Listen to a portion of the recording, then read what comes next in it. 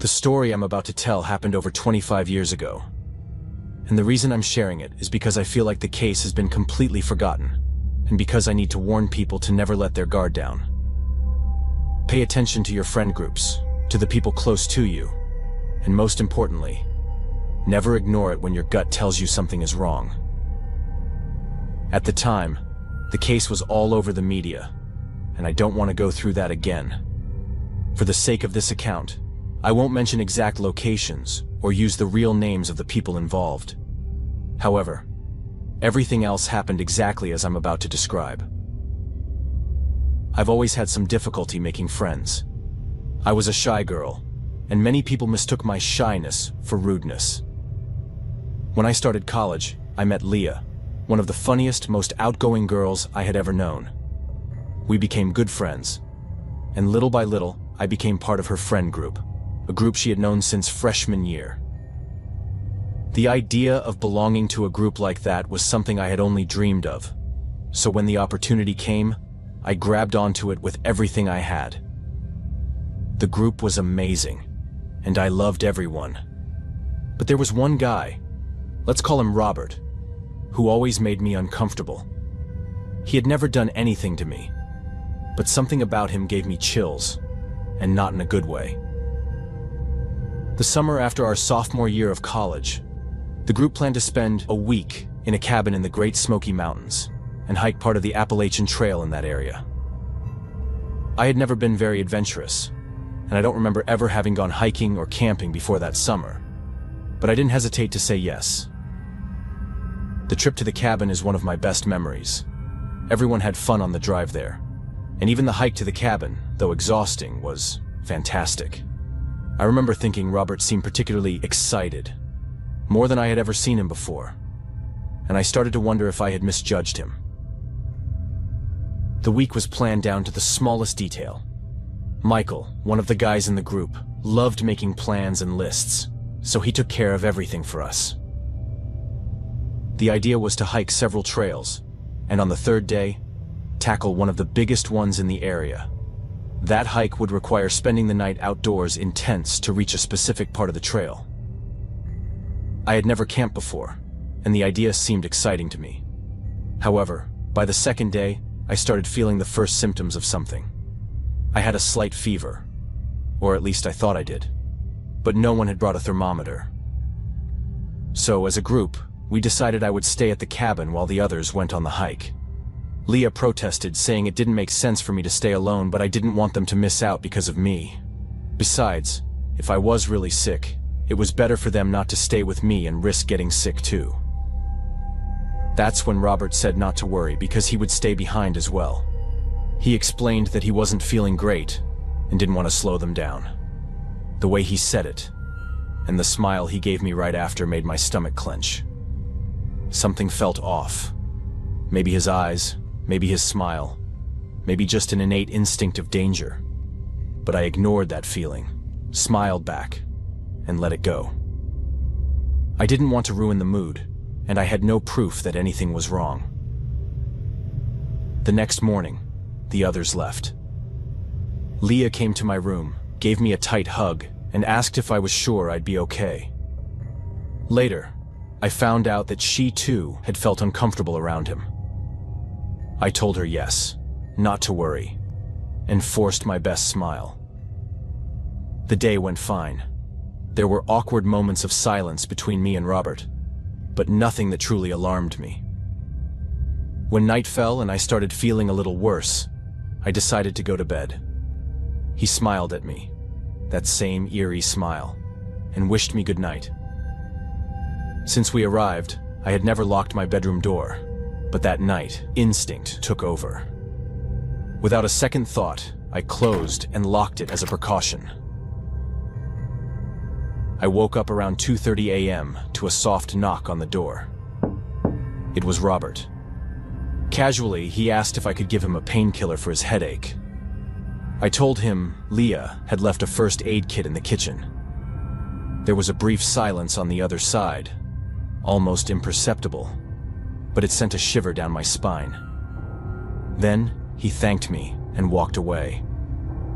Not even 30 minutes later, he knocked again, He said what he took hadn't worked and asked for another pill. That didn't make sense. He knew he couldn't take 2 different medications in such a short time. I explained that to him, and once again, there was silence from the other side of the door. He was clearly trying to get me to open it one way or another. Then, in an extremely aggressive tone, he demanded that I open the door and give him the pill. At that moment, I knew something was very wrong. He was desperate to get me to open the door, and I knew that if he really wanted to, he could break it down. That's when I made the decision that probably saved my life. I couldn't call the police in the middle of nowhere without a clear reason. I had to get out of there. I grabbed a jacket, threw the essentials into a backpack, silently opened the window, and jumped out. Then, I ran through the forest until I couldn't anymore. Luckily, I eventually found a small depression between some rocks, where I spent the rest of the night. It was one of the scariest moments of my life. The sounds of the forest made me paranoid. I didn't know if he had followed me or if something else would come out of nowhere. Thankfully, daylight came, and I kept walking in what I thought was the opposite direction of the cabin. I knew my friends were coming back that day, and that when Leah realized I was missing, she would call the police. I spent 2 days in the Smoky Mountains, terrified, and practically without food. But at the end of the second day, I was found by a rescue team. I spent 2 days in the hospital undergoing tests and getting rehydrated. They discovered I had food poisoning, but they never figured out the cause. When the police came to speak with me, I felt my blood run cold. Robert had disappeared.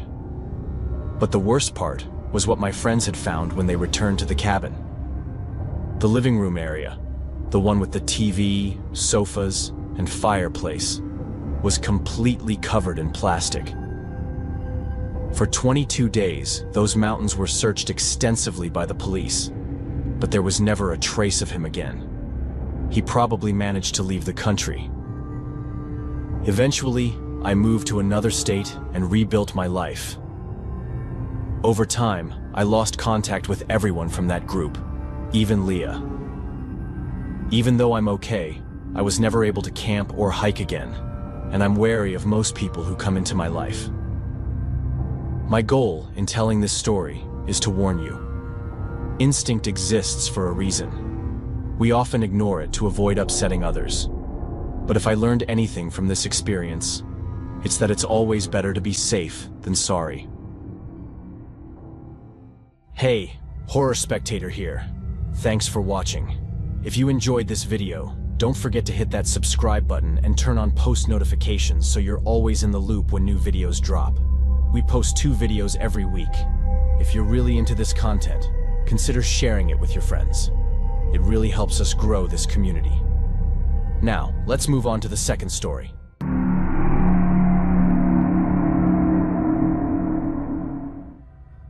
In 1983, I was 22 years old, fresh out of college, and completely lost. I had my degree, but I had no clue what I wanted to do with my life. I figured a solo backpacking trip through nature might give me some clarity. I was an experienced backpacker, and I mapped out a 43-mile hike along the Appalachian Trail, starting in South Carolina. The plan was to spend 7 days alone and then meet a friend at a designated spot. They would bring resupplies, and we'd finish the hike together. When I told my parents, they weren't worried. I had done trips like this before, and they trusted my skills. So on November 18th, I set off. The first couple of days were incredible. The weather was perfect, the scenery was breathtaking, and I had plenty of time to reflect. But on the third morning, something changed. I woke up in my tent with a deep, unshakable sense of something. It wasn't logical. I had everything I needed, I hadn't forgotten anything, and yet I couldn't shake the feeling that something was wrong. I think it's important to say that I'm nothing like that guy who always knows how to identify danger and when to act. In fact, even though I grew up in these mountains and have a great sense of direction, I've never been good at recognizing dangerous situations. So having that feeling was completely strange to me. I was still inside the tent when I suddenly remembered what I had dreamed during the night. Or at least what I thought had been a dream. I was inside that same tent. It was nighttime, and I had heard some kind of noise. Something kind of bizarre. I pushed that feeling aside, got up, and stepped out of the tent. Then I packed up my campsite and got ready to move. As I scanned the tree line, just casually, not expecting to see anything, I thought I saw a man standing behind a tree about 50 or 60 feet away. I did a double take, but when I looked again, he was gone. I stood there, staring at the spot where I had seen him, wondering if my mind was playing tricks on me. If someone had been there, why wouldn't they show themselves again? Out here, hikers usually greeted each other, especially in such a remote area. A growing unease settled over me. I wasn't ready to call out. It felt too strange. Instead, I hurriedly packed up my gear and started down the trail, putting as much distance as I could between me and that spot. As I walked, the eerie sensation of being watched wouldn't go away.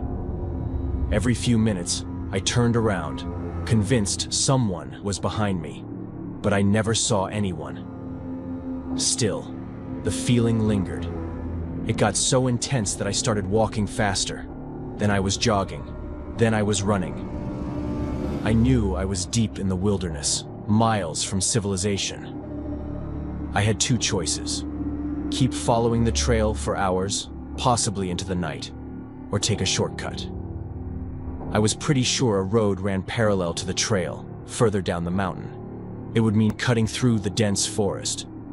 But if I was right, I could get out of there faster. My gut told me I had to leave the trail. So I veered off the trail and started running down the mountainside. It wasn't long before I heard it. Footsteps. Distant, but deliberate. I stopped, listening hard. And there it was again.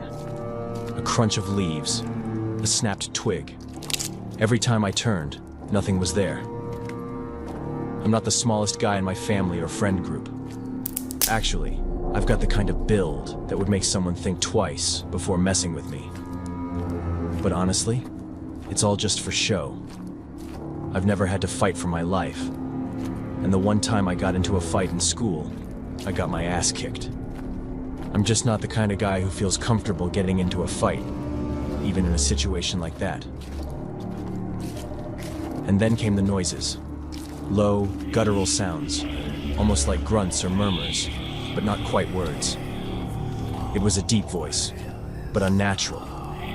My heart was pounding, my body on high alert. I pushed forward as fast as I could, convinced that whatever was following me was getting closer. As night fell, I still hadn't reached the road. I had no choice but to set up camp in the middle of nowhere. I was terrified. I crawled into my tent, zipped it up tight, and prayed that nothing would come near me. But the moment I lay down, I heard it again. Heavy footsteps circling my campsite. Slow, deliberate. I held my breath, barely moving. Whoever, or whatever, it was never came right up to my tent, but it stayed close. I barely slept. At first light, I packed up and ran. But the feeling of being watched never left. The footsteps, the noises, the lurking presence. It was always just beyond my line of sight. I told myself I had to keep moving, but by the second night, I was still lost. I hadn't found the road. I couldn't backtrack, and I knew I was in serious danger. That night, the sounds returned. The heavy footsteps, the deep, unintelligible voice. I gripped my knife, knowing it wouldn't do much against whatever was out there.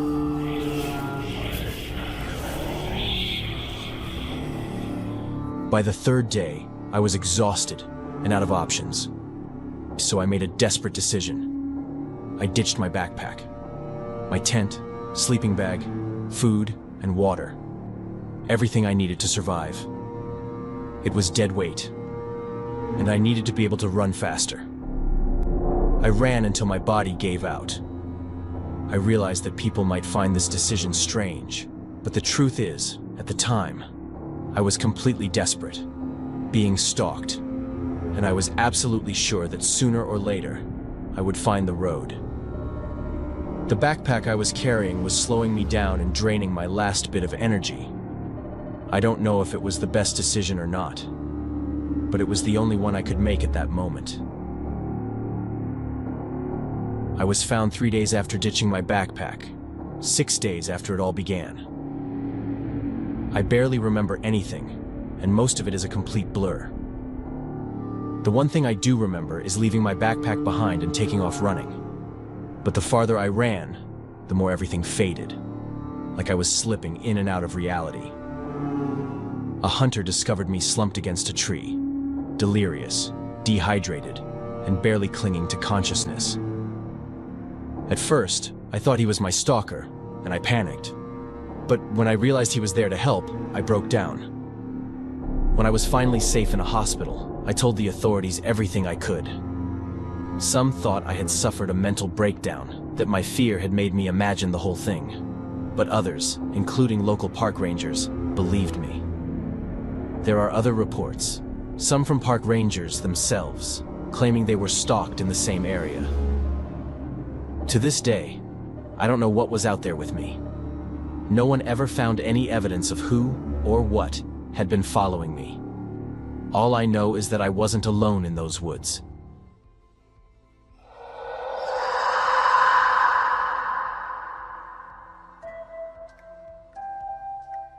Hi everyone, and welcome to Horror Spectator. If you're new here, consider subscribing. We dive deep into the darkest, most chilling real-life horror stories out there. And if you're a returning viewer, I'm so glad to have you back, friend. In this video, we've got 7 brand new stories, ones that have never been shared here on the channel before. I'm so excited to finally bring you this special episode on one of my favorite nights of the entire year, Halloween. Tonight isn't just about candy and costumes. It's about the things that hide in the dark when no one's around. Hope you have a terrifying night, and an even harder time sleeping after. Now, dim the lights, get comfortable, and let's head back into the mountains. And remember, viewer discretion is advised.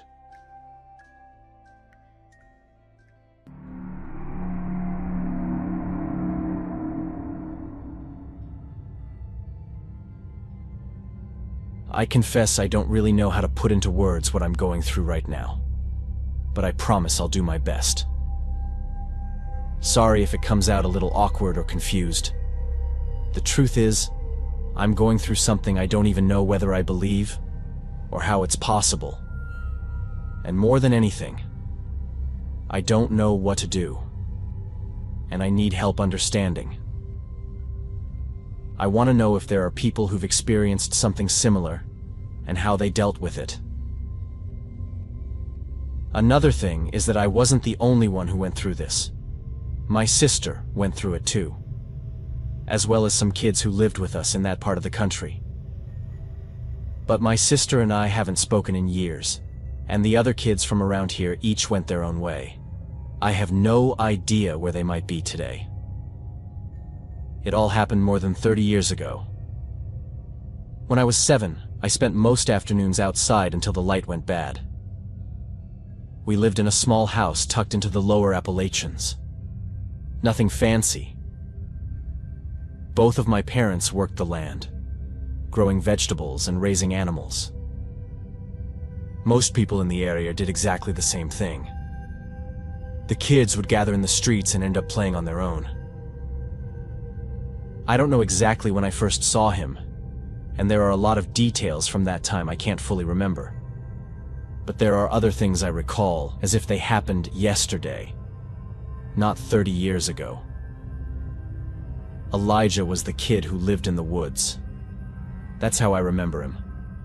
Always half leaning against an oak or crouched on a fallen log, hair sticking up like he'd stuck his finger in a socket. He wore the same ratty overalls for months, even in summer. And he smelled like dirt and cigarette smoke, though I knew he didn't smoke.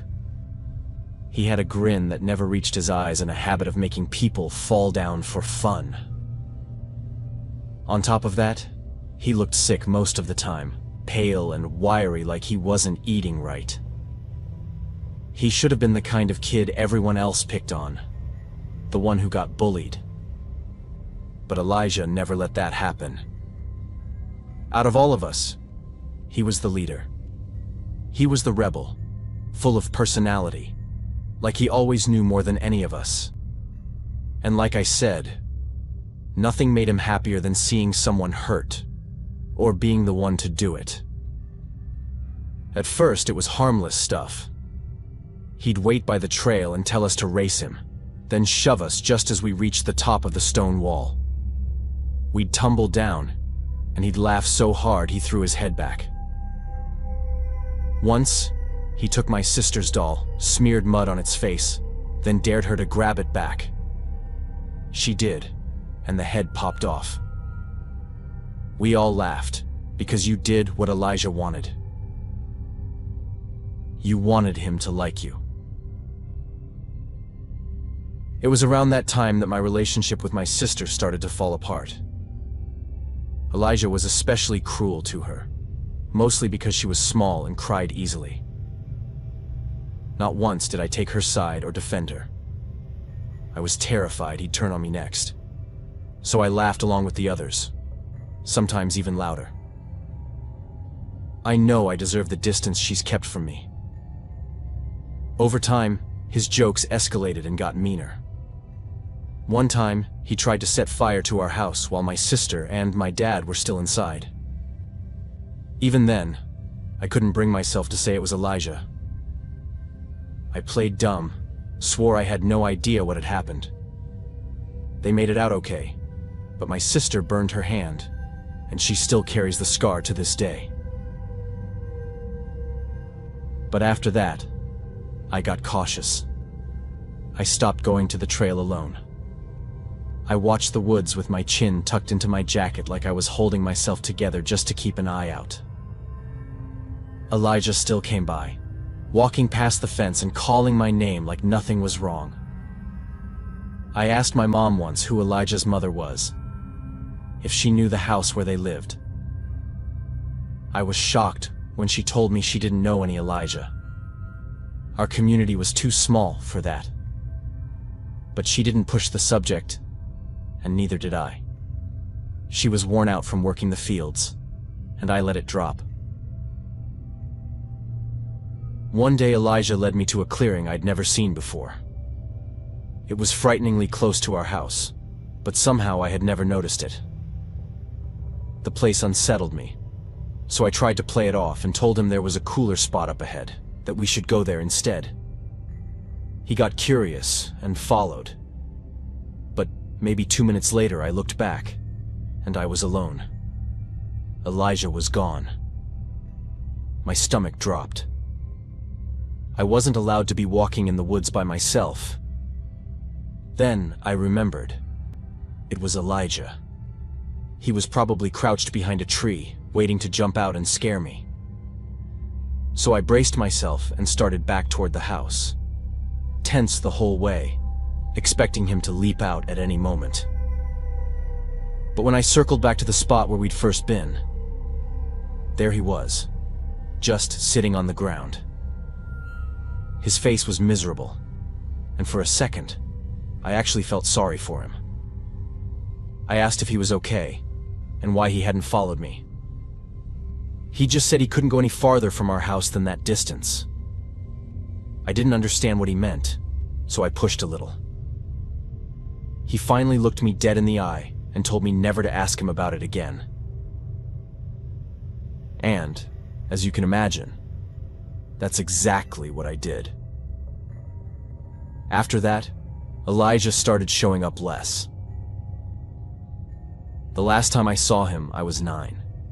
He shoved a kid off his bike, and the boy had to be taken to the hospital. Back then, the nearest hospital was far, and hardly anyone around had a car, so it turned into a huge scandal in the village. The boy had fallen close to our house, so my mom came straight to me for answers. I knew this time it was serious, that Elijah wasn't just mean, he was dangerous. That night, for the first time, I told her everything. For once, she actually listened. She didn't brush me off, didn't tell me I was imagining things. Instead, she had a long, quiet talk with my dad later that night.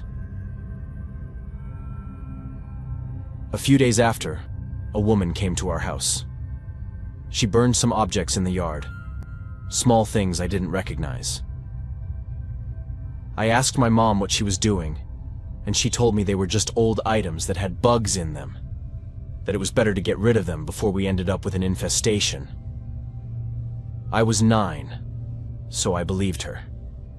I didn't think much more about it. Then Elijah just stopped coming around.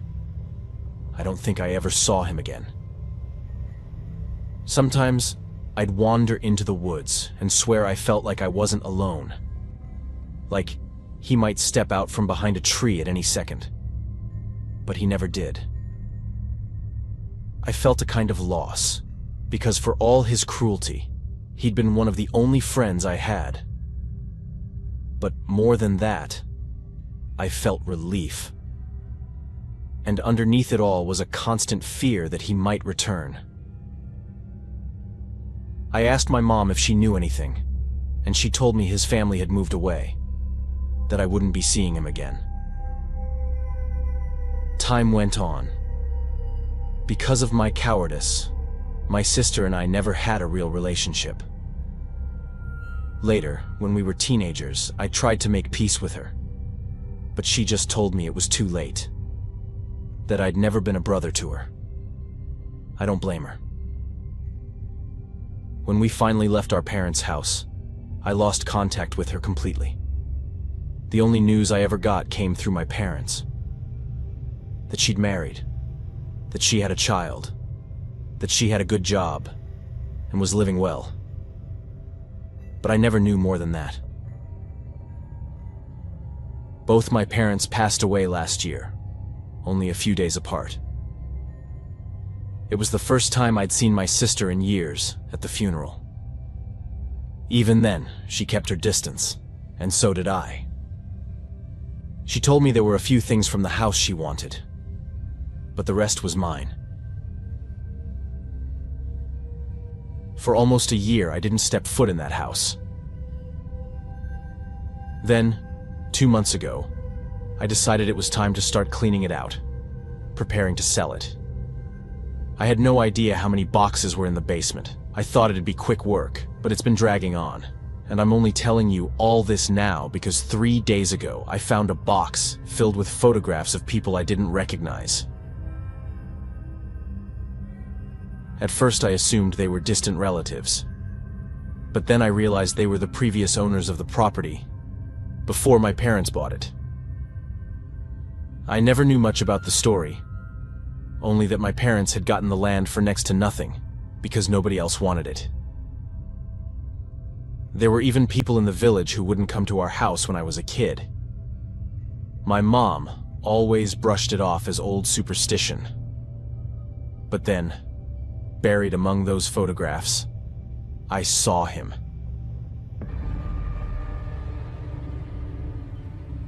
It was Elijah, lying in a bed, sickly and mean-looking.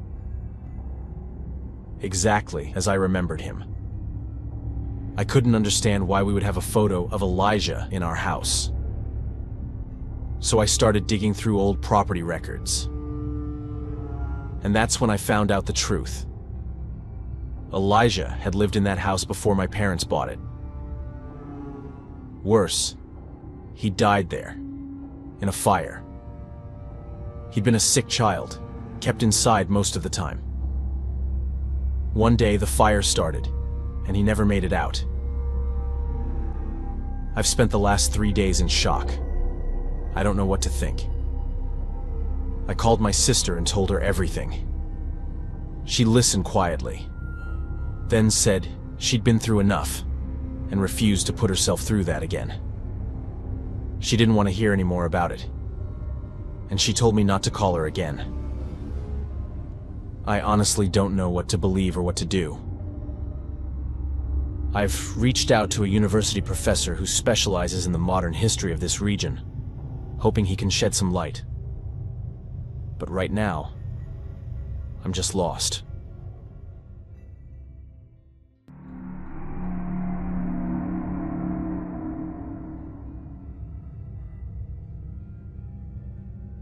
I don't even know how to start explaining this, because every time I try to tell someone, I sound like I'm exaggerating, like I'm trying to make something ordinary sound terrifying.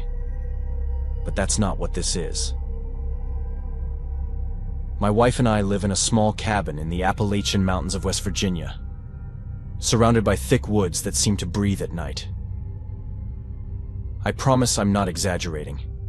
These forests are truly alive, and anyone who spends a little time here, or who can notice small details, knows what I mean. It's the kind of place that feels cut off from everything, quiet in a way that makes you notice every sound, every shift in the air. Not that the whole area where we live is like this.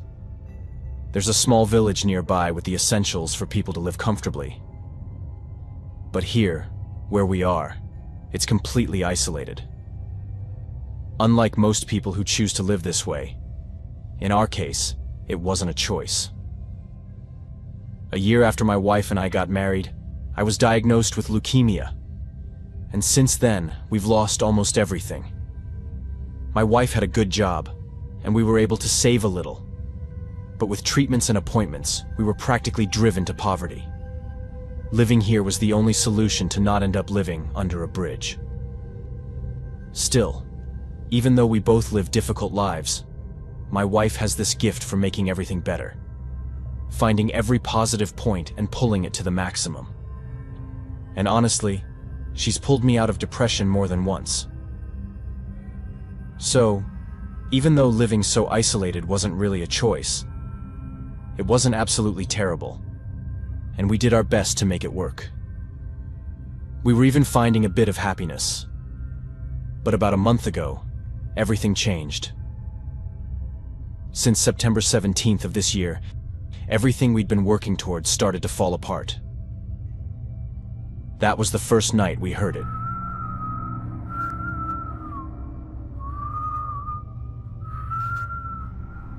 A whistle, coming from outside the house.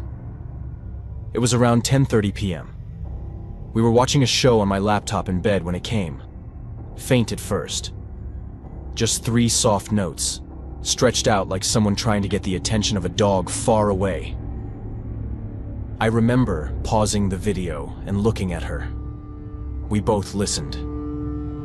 It came again, a little louder.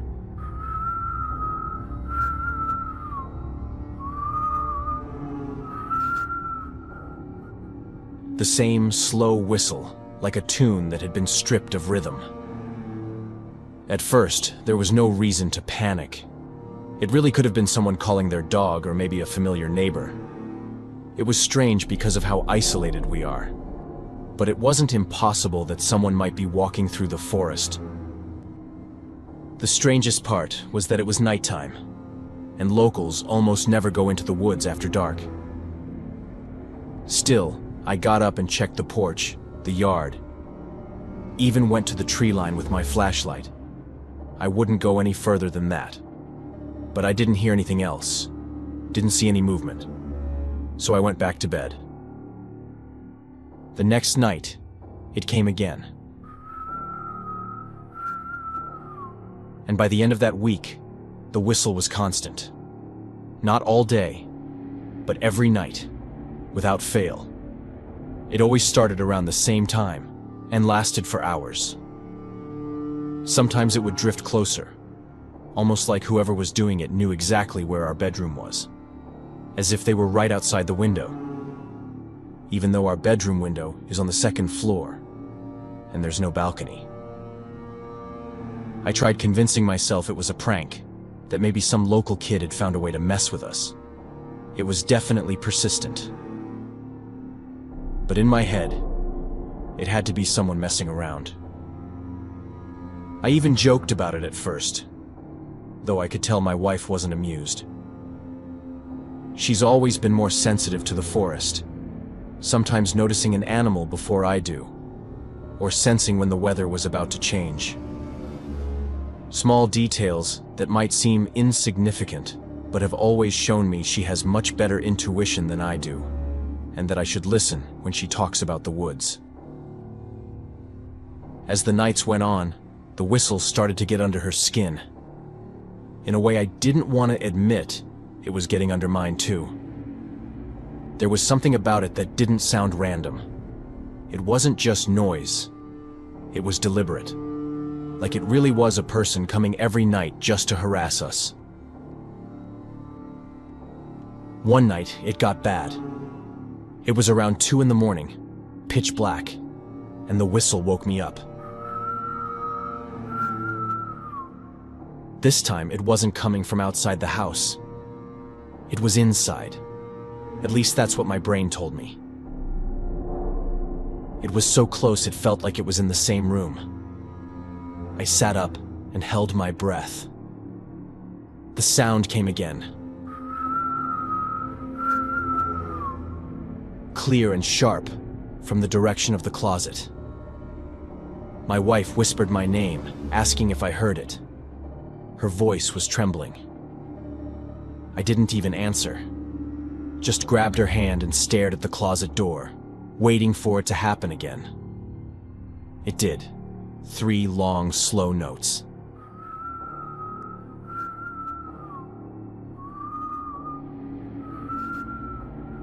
I could see the handle of the closet door, motionless, but the sound came from behind it. I swear it did. I couldn't bring myself to open it. We just sat there, frozen, listening, until it stopped. The next morning, my wife told me she was sure it had come from inside the bedroom. She said it with such conviction that for the first time, I didn't even try to rationalize it. I just nodded. From that point on, things got worse. The whistle came earlier and louder. Sometimes from behind the house, sometimes right by the porch steps.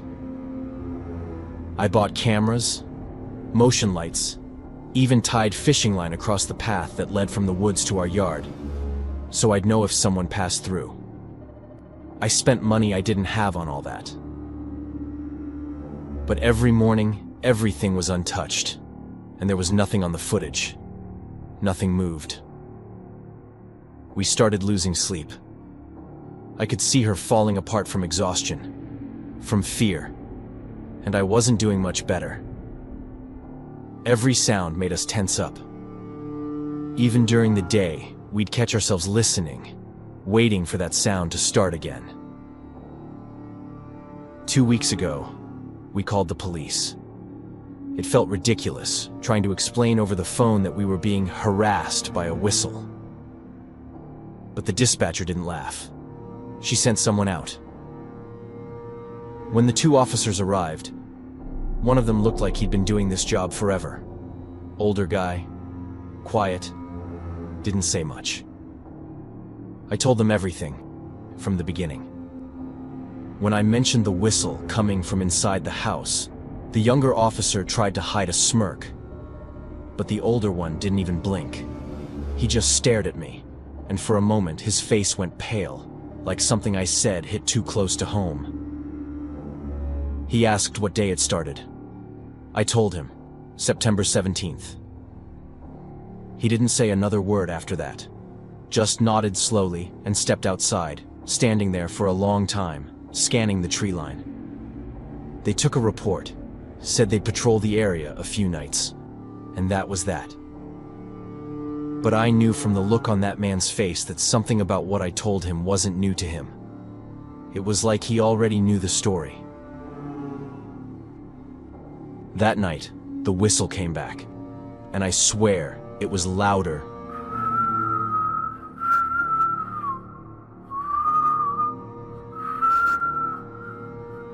I sat on the edge of the bed, gun in hand, listening. My wife was buried under the covers, barely breathing. I feel like what's happening isn't just affecting her mentally, it's affecting her physically, like it's draining her energy. It's more than just emotional exhaustion. But when I ask if she's okay, she forces a smile and says she is. But I can feel the tension in her body, the silent panic. The whistle came from the porch this time, slow and mocking. And then it stopped. Silence for maybe 30 seconds. Then it started again, from the back of the house. It was moving. I went to the window, but didn't see anything. Just the faint reflection of my own face, pale and sleepless. I stayed there for hours, until the sky turned gray. At some point, I looked out the window again. And that was the first time I actually saw something. And honestly, I wish I hadn't. It was this dark shape, like the shadow of a person, but moving, alive somehow. There was no light behind it, no reason for there to be a shadow at all, yet it was there. Then what looked like its head turned, and even though it didn't have eyes, I knew, without a doubt, it was looking right at me. I stumbled back, tripped over the rug, and hit the floor hard. My wife asked what happened, if I was okay. All I managed to say was that I got spooked, that I thought I saw something, but must have been wrong. I had to be wrong. Because if I told her what I really saw, it would have made it real. Since then, I've stopped trying to prove anything. I turned off the cameras. I don't check the yard anymore. I just stay inside, waiting for the sound to come again, because it always does. Every single night. I've started to think that maybe it's not someone trying to scare us. Maybe it's not someone at all. Because I don't even understand what it could be. All I know is that the whistle hasn't stopped since that first night. I feel like it's going to get worse. And I'm especially afraid of Halloween night. Before all this, I didn't believe in anything. But now I feel like those stories about the veil between our world and the other getting thinner might have some truth to them. My grandmother used to tell me stories when I was a kid. What used to be just stories now echo in my skull like a bad omen. We're both desperate and don't know what to do.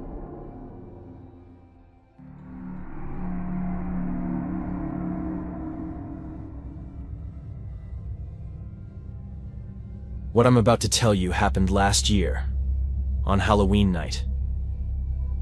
Since then, it hasn't really stopped happening. Even though nothing truly bad has happened yet, I'm scared that this coming October 31st, something genuinely terrible might take place. Honestly, I was never the kind of person to believe in superstitions or forest creatures, but now, I don't know what to believe anymore. All I know is that I'm scared. I'm scared for myself, and especially for my parents. It was late October in West Virginia, and I had the house all to myself. My parents had driven down to visit my aunt in South Carolina for the week like they did every year around Halloween. I'd always hated Halloween, not because of the costumes or candy, but because of something that happened when I was 9. A neighbor, a kid I used to play with, did something so messed up to a stray cat that the image never really left me. Back then, it was common for cults to operate around here, and people would hurt animals. Even though I know it's much rarer these days, the idea that it could still be happening haunts me. Since then, Halloween had this dark, ugly feeling attached to it. I never celebrated it, never dressed up, never even opened the door to trick-or-treaters. At the time this happened, I wasn't living with my parents anymore. I lived in the city, but I used to come back often and spend a few weeks with them at the house. In the city, Halloween was a big deal. But out there, in such an isolated area, I doubted anyone would bother us. The house sat on the edge of the woods, a good 20-minute drive from the nearest town. No close neighbors, no streetlights. Just an old 2-story house surrounded by a tree line that always looked like it was hiding something. My parents had built their lives out here, loving the silence. For me, that silence always felt heavy. That's why I chose to move to an area with more people. Still, I liked feeling that isolation sometimes, which is why I often went back to stay with them. I liked experiencing that kind of quiet on my own terms, only when I decided I wanted it. I had spent most of the evening in the living room, scrolling through my phone with the TV on just to fill the space with some background noise. It was a little after 8 p.m. when I started noticing how quiet everything outside had gotten. Not unusual for this place, but different. The crickets weren't chirping, and the woods behind the house sounded dead. I know it sounds like a total cliché, and everyone says this kind of thing happens. But the truth is, ever since this happened a year ago, I've been obsessed with the weird stuff that goes on in this part of the country. The way everything goes quiet right before shit hits the fan is way too common. I don't know why it happens, but some people say animals go silent when there's a predator nearby. Honestly, that explanation makes a lot of sense to me, but even then, I'm still not sure what to think of it. At 10:17 p.m., the first thing happened. A loud beep from the security system. Rear motion sensor triggered. The back of the property. The cameras were old but still worked fine, so I pulled up the feed on my phone. Nothing. Just darkness and the faint outline of the tree line. I stepped outside to check the panel, my breath visible in the cold air. But there was no movement, no sound. So I reset the alarm and went back inside. Around 11:30, I heard it.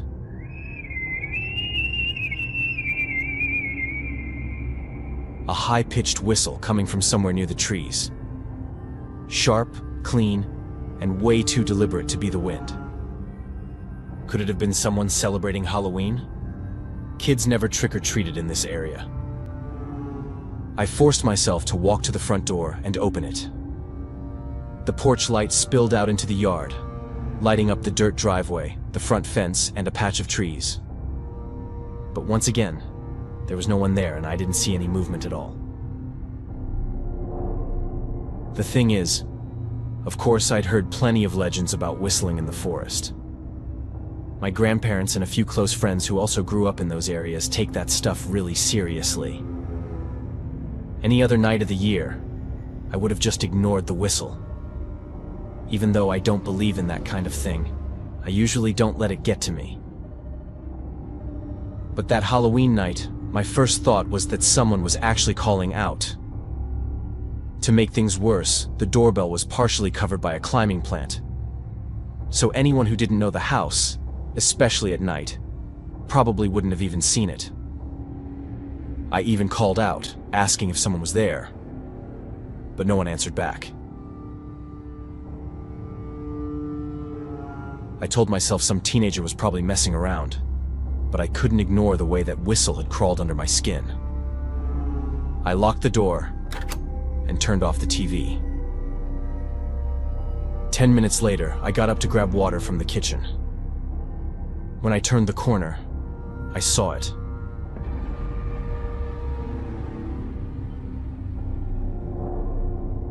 A tall, thin figure standing just outside the sliding glass door that led to the backyard. Taller than any man I'd ever seen, dressed in all black from head to toe, face covered with a black mask. The only thing not black were the eyes. Yellow, narrow, snake-like, They locked on me through the glass. It wasn't some Halloween prank costume. It didn't look cheap. It didn't look like something you'd find in a store. My heart slammed so hard it hurt. I didn't even think. I bolted to my parents' bedroom, grabbed my dad's handgun from the safe, and ran back to the kitchen. But there was nothing there anymore. Beyond the glass, all I could see was the vast, endless darkness of the forest. I didn't sleep after that. I spent the entire night pacing through the house, checking the locks, turning on lights, walking past the windows again and again. Every creak made me flinch, but what kept replaying in my head was those eyes. I tried to convince myself it was just some idiot playing a prank, maybe someone from town trying to scare people out in the sticks. I really convinced myself it was just the darkness, that I'd seen it wrong, that I was just nervous. These days, people make insanely realistic masks anyway. The next day, I decided not to say anything to my parents. I was completely convinced it had just been some Halloween bullshit, and that we wouldn't have any problems. After all, whatever it was hadn't tried to get inside, and by morning, there were no footprints anywhere on the property. I convinced myself there was no reason to panic. The problem is, ever since that night, my parents have had several incidents where the alarm goes off almost always after 3 a.m., especially during certain times of the year. They barely get any sleep for weeks. They even replaced the alarm system, thinking it was a malfunction. They called the police, which is something almost unheard of around here. But the truth is, there's never any sign of anything. Neither of them has ever seen anyone or anything close to what I saw. And obviously, I'm not about to tell them I saw some creature with snake-like eyes. The cameras around the property never capture anything. Even when the alarm goes off, there's nothing there. What really scares me is that Halloween is coming around again, and I can't shake the feeling that things might get worse that night. I've been trying to convince my parents to spend Halloween somewhere else, but they keep insisting they want to stay home.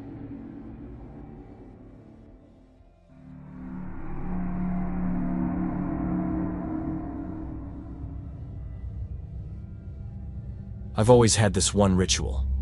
Every Halloween I go out into the mountains, pack minimal gear, hike up to some remote spot, and spend the night alone. No phone bars, no other campers. Just me, the forest, the lookout cabin or tower I pick, and whatever the night brings. It started off as a way to face fear, to get comfortable being vulnerable. I've done it a few times.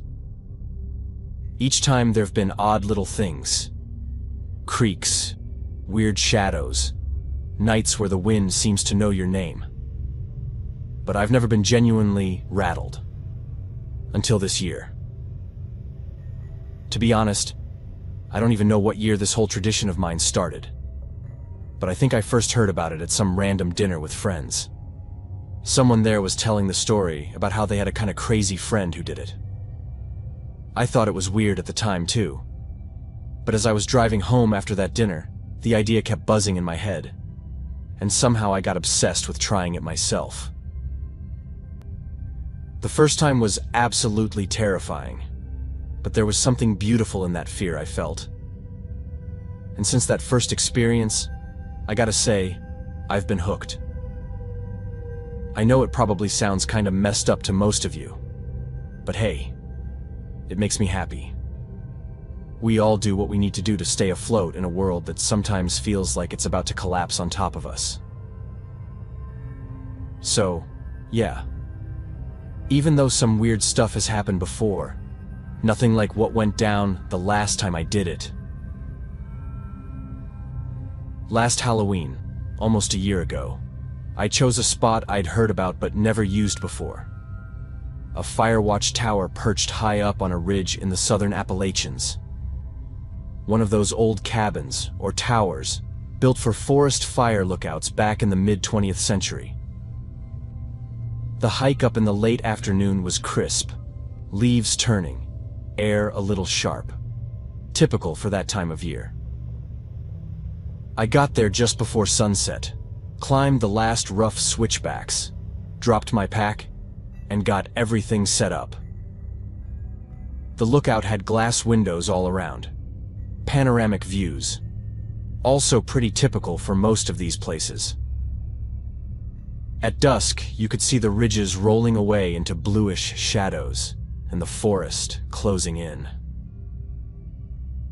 I set up my sleeping bag in the small wood floor cabin that's connected to the tower structure, gathered some dry wood, started a fire in the metal ring outside, and cooked dinner on my little camp stove. I've always loved watching fire, especially the way it throws shadows around everything near it. I felt confident. I'd done this before. I knew the risks, and I felt ready. One thing I should probably say, I'm not someone who really believes in the supernatural.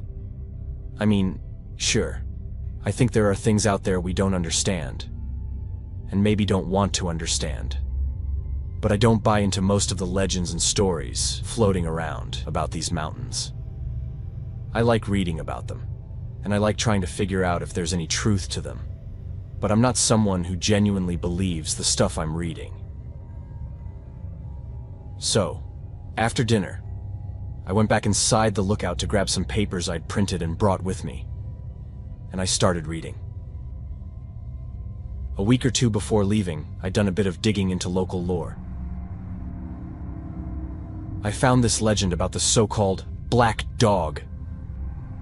According to Appalachian folklore, there's this big black dog, ghostly, kinda spectral, that shows up mostly at night on ridgelines and forest roads, often as an omen of misfortune or just a warning. Again, I didn't believe much of it, especially since everyone who claimed to have seen it told a different version, some of them wildly different. Still, I wanted to know more about the legend, and what better night than Halloween? Around 10 p.m., I got up to lock the door tight, make sure the fire I'd lit had burned out, and climbed into my sleeping bag. The sounds around me were completely soothing.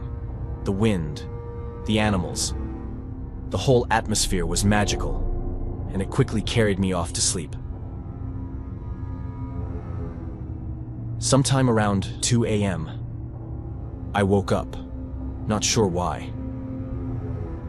The lookout was pitch black, and even the forest outside was dark as hell. Could barely see past the tree line. The wind had picked up, so I stood up to get a better look at the landscape around me. That's when I heard something. Maybe a thump. Though it was so quick and sudden that honestly, I'm not totally sure I really heard it. Then I heard it again. Another sound. It was subtle. I froze, looking around, trying to figure out what I'd just heard. I can't really explain what I felt, but I know I felt it. Like that noise didn't belong to everything else around me. The forest wasn't silent. There were plenty of sounds, but somehow, that one stuck out. Then I heard another thump. Louder this time. I couldn't tell if it was coming from the stairs below me or from the roof above, but it definitely sounded like something hitting metal. I thought maybe it was another person trying to use the lookout. These places kind of self-manage. You never know if someone else might show up. Still, it was weird, and honestly, a little terrifying. To think someone might be climbing up the stairs to join me in the middle of the night. I thought about opening the door, shouting into the dark that the place was taken, and asking whoever it was to leave. I really didn't want to share the space with some random person wandering around at that hour. After a short internal debate, I finally opened the door and stepped out onto the small balcony that overlooked the stairs. And that's when I saw it. No doubt about it. On the stairs was this huge black dog, massive, and at the same time kind of transparent, like it was just a reflection of a dog, or its shadow. It was looking right at me, even though I couldn't make out any eyes or facial expression. Then, while we were staring at each other, it suddenly bolted straight toward me. I did exactly the same. Ran for the lookout door, slammed it shut behind me, and locked it. My heart was pounding, mostly because I couldn't come up with a single logical explanation for what I'd just seen. The dog couldn't have been a ghost. I heard it climbing the stairs. But it also couldn't have been a real dog because its body wasn't solid. I could feel it right outside the door, just inches away. I could hear it walking, even breathing. This heavy, labored breathing. The whole night I stayed there, sitting against the door, like the weight of my body might somehow stop it from coming in. While I listened to its footsteps circling the lookout, I kept trying to come up with a logical reason for what I'd seen. Around 5:30 in the morning, I heard it walk down the stairs and disappear back into the woods. I was still panicking, with no idea what I'd actually seen. I wanted it to have just been a dog, no matter how big or scary, because at least that would have been something I could understand. But I knew I hadn't imagined it. I knew that dog wasn't really a dog, not in the way we know them. I called a friend and asked him to come pick me up. Even though cars don't usually go up there, there's this old road, and if you've got a Jeep, you can make it pretty easily. To this day, I haven't told anyone about it. Not even him. I made up some story about someone harassing me and making me feel unsafe. He insisted I go to the cops, but come on. If I told the police what I actually saw, they'd probably try to lock me up in a psych ward or just laugh in my face. So, yeah.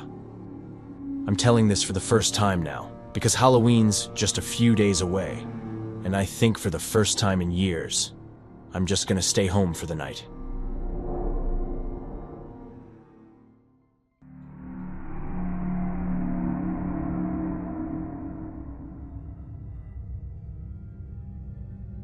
I have spent most of my life trying not to remember the autumn of 2001. Yet every October the air turns sharp and smells faintly of iron and smoke. And I find myself pulled back to that small cabin my family used to visit in the high folds of the Appalachian Mountains. A place that once seemed like a refuge, and now feels like a wound carved into the land itself, refusing to close. No matter how much therapy I do, no matter how many times I talk or write about it, it seems that no matter what I do, I can't close the wound. And I'm destined to die with this pain in my chest. I wish reality weren't like this, but it is. And maybe part of the healing process is learning to live with the pain. I don't even know anymore. My father had built that cabin years before I was born, believing that the solitude of the mountain would keep the world at bay, that the forest would cleanse us of everything artificial and cruel. But perhaps there are places that were never meant to hold families, places that feed on silence and memory. And our mistake was thinking that nature was ever gentle with those who lingered too long under its shadow. We would always go in mid-October when the leaves had begun their slow transformation into rust and gold, and the air carried that quiet hum that only dying things seem to know. I also want to apologize to anyone who is listening or reading the story if it seems a little unreal, or even written in a way that makes it seem unreal. I have written it so many times in my diary that it feels as though I have perfected the details, even the most insignificant things. It's as if it has become a protective mechanism, focusing on the smallest details, so I don't have to confront what really happened. I remember the road that wound endlessly upward, the tires crackling over gravel, and the sky thinning until it felt too close. And how my brother Eli sat beside me in the back seat, watching the tree line with a kind of stillness that didn't belong to a child, as if he recognized something waiting for him there. It was our last trip together, though none of us knew that yet. And maybe that is why every detail of that weekend has remained inside me, suspended, like a photograph I never wanted to look at again, but could never quite destroy. The cabin was older every year, its wood swollen from rain and years of neglect. And inside it smelled of ash, old pine, and something faintly sweet. Something that I could never identify, and that seemed to cling to our clothes even after we left. The first night, I remember the forest being utterly still. No wind, no insects. Only that enormous silence pressing against the windows, so heavy that even breathing felt intrusive. And I recall thinking that perhaps the mountain was holding its breath for us, waiting for us to notice how out of place we were. My brother seemed restless that evening, walking circles around the cabin's perimeter as if tracing something invisible. And my parents thought little of it. But there was a look in his eyes that unsettled me, an unfocused calmness, like he was listening to something only he could hear, something deep beneath the ground. That night I read him 3 stories to calm him, but they were old tales, stories about the mountains. And in a way I think they did calm him, yet they left me in an even greater heap of nerves. I think I knew that something was about to happen. The following day passed in that hazy rhythm of family ritual. The smell of smoke, the slow preparation of meals, my father chopping wood, my mother whistling softly as she went about the day's chores. And yet beneath all of it there was a quiet dissonance, a sense that something beneath the surface of our ordinary gestures was watching, patient and unseen. It was the following night that something happened. At first, I thought I had only dreamed it. I was convinced of it. But then I understood. I woke in the middle of the night, cold. A freezing cold that seemed to seep into my bones. And as my eyes adjusted to the room, I saw my brother at the window, staring at something outside. Something moving in a strange, shadowy way. I never saw its face because I genuinely thought I was dreaming. The next day, I didn't even ask him what had happened, afraid that it was real and that I would have to face it. When we returned home, the silence of the mountain came with us, lodged under our skin. Eli changed first. He began waking in the night, standing by the window for hours, his breath fogging the glass, staring toward the north, as if the mountains had followed him there. He became thinner, paler, and there was something about his stillness that unnerved me. It was as though he were trying to become invisible, to dissolve into that same quiet that had filled the cabin.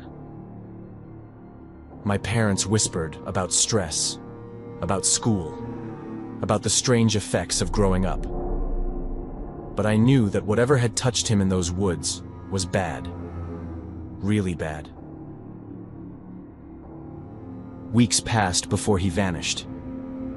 And when he did, it was not sudden but almost expected, as if he had been slowly slipping away one layer at a time, until finally his absence became visible.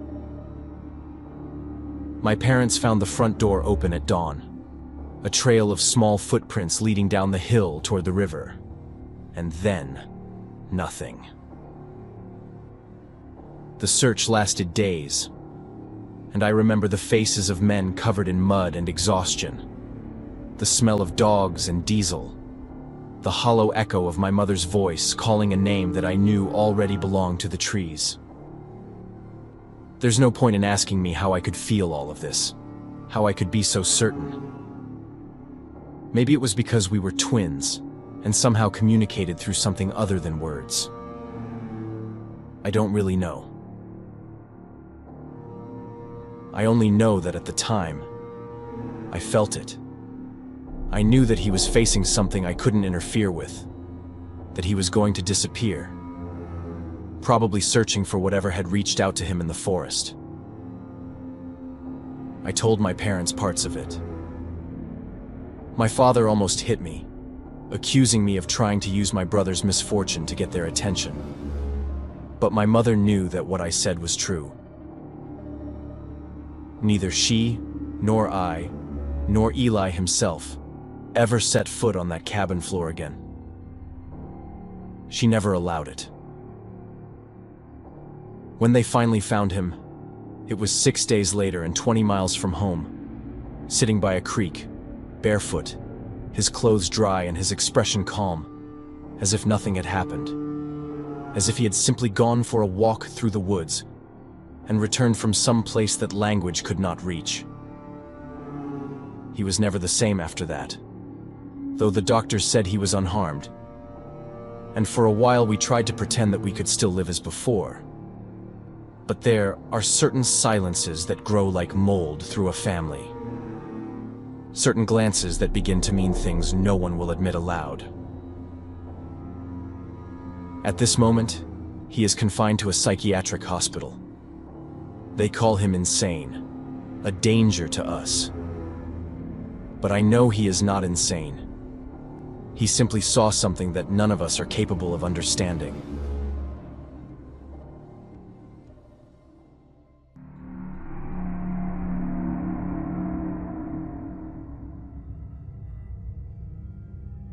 What I'm about to tell you was without a doubt the most stressful and terrifying experience of my life. My husband and I live in West Virginia, and we own 2 houses. When we got married, we bought a small apartment in Charleston. But unfortunately, both my parents passed away very early. Since I'm an only child, I inherited their house. For a long time, we debated whether to sell it and keep the apartment. But both my husband and I always had this fantasy of living somewhere more remote.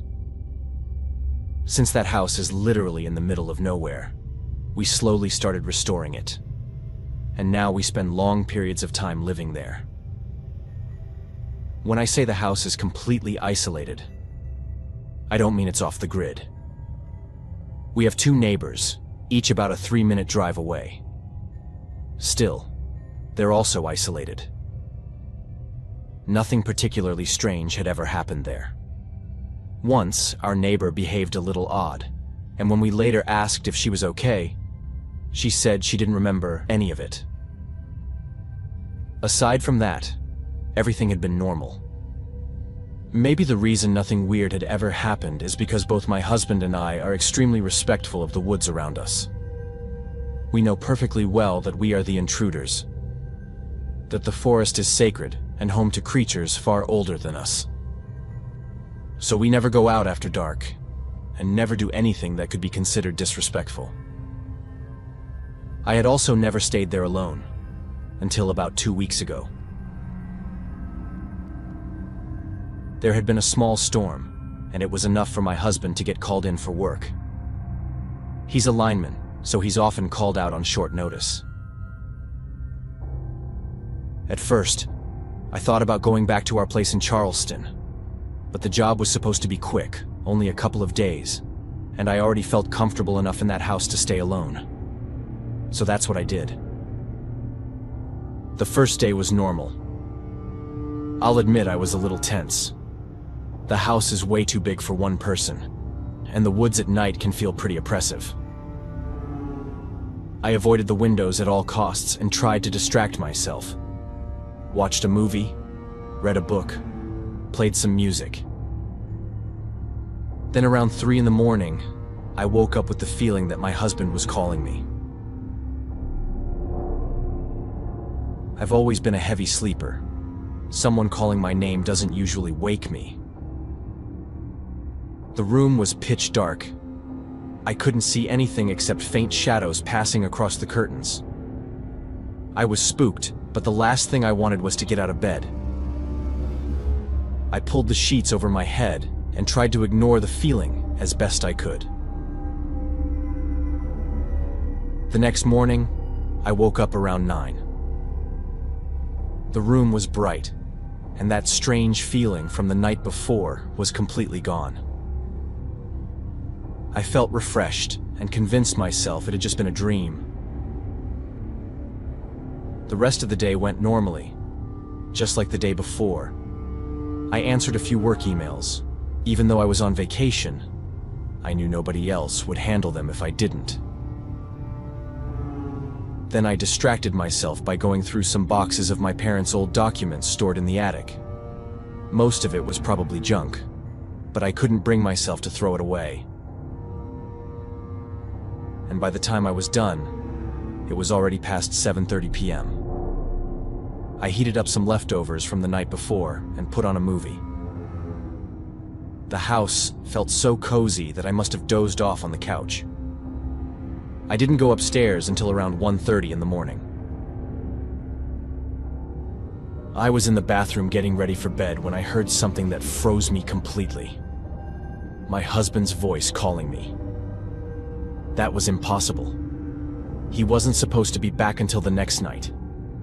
If he had come home early, he would have told me. Besides, he had a key. He could have just walked in. I went to the bedroom window and saw him. There was no doubt. It was him. I opened the window and asked what was going on, and he just kept asking me to let him in. It was his voice, but the way he said it, it wasn't him. Still, it looked like my husband, so I shut the window and started walking toward the bedroom door. But something stopped me. Something wasn't right. I don't know if it was instinct, but I walked back to the window and peeked out without him noticing. That's when I saw his expression, one I'd never seen before. His head kept twitching to the right, over and over, maybe 3 times, before he seemed to grow impatient and look straight toward me.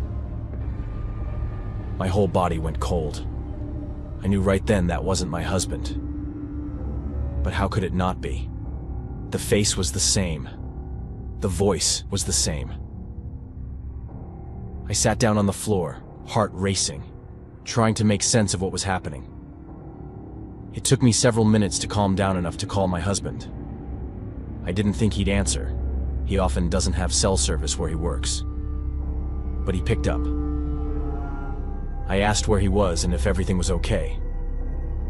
His answer made my stomach drop. He was still at work.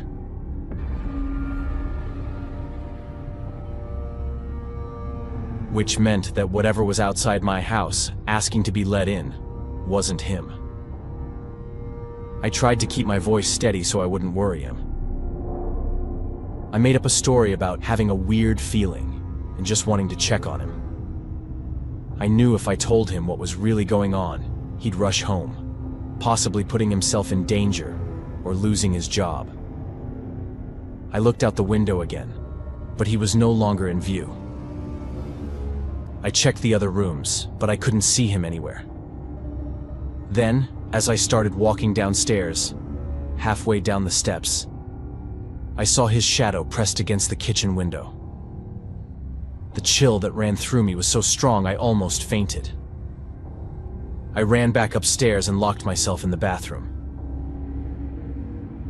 For the rest of the night, I kept hearing him, or it, asking to be let in. begging. I couldn't understand what was happening, but I thanked God I hadn't opened the door. When morning finally came, I got up from the bathroom floor and looked out the window. No one was there. The woods were calm and beautiful again, as if nothing had happened. When my husband finally came home that night, I told him everything. We packed up and went back to Charleston. It's been 2 weeks since then, and we haven't returned to my parents' house. I talked to several friends who live nearby, and they all said whatever was trying to get in was a mimic. My husband thinks it was just some man with bad intentions pretending to be him. But I know what I saw, and what I felt. It was exactly my husband, but not him. He says my panic probably made me build a story that isn't real. Maybe he just doesn't want to face the idea that there are things out there we still don't understand. I don't blame him. Until 2 weeks ago, I didn't believe it either.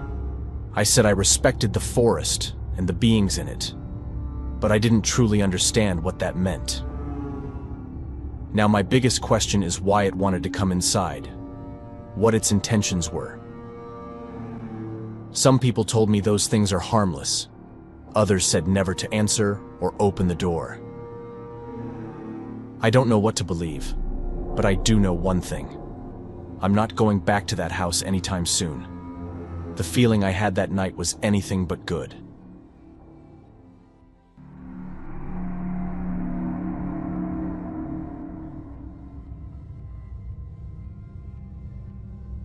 I've always thought there's a difference between getting lost and being misplaced. When you're lost, you know it, and some part of you keeps searching for a way back. But when you're misplaced, you don't even realize it until everything familiar has already dissolved. Until the world around you has rearranged itself into something that looks like the place you started, but feels entirely different. That's what the mountains did to me, or maybe to us. I'm still not sure which. All I know is that somewhere around the 5th mile of that second day, the trail we were following stopped feeling like a path and started feeling like a trick. I know the way I'm starting this story might sound a bit strange, and I'm sorry for that. First, because that's honestly how I felt, and it's the best way I can describe it to you. And second, because writing down and putting into words an experience like this feels, at the very least, strange. There were only 2 of us, me and Rachel.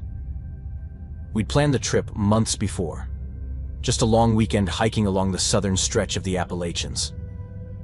Somewhere quiet, off-season enough that we wouldn't run into the usual tourists with GoPros and hammocks. I don't mean this in a negative way. I have nothing against them. I just prefer not to appear in other people's videos or background shots. I'd been burned out from work. She just ended a relationship that had taken too much from her, and the whole idea was to disconnect, to breathe air that hadn't touched concrete in a while.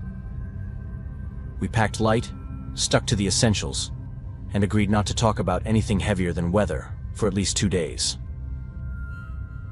The first day went smooth, with a cold morning, dry leaves underfoot, the kind of crisp air that wakes you up better than coffee.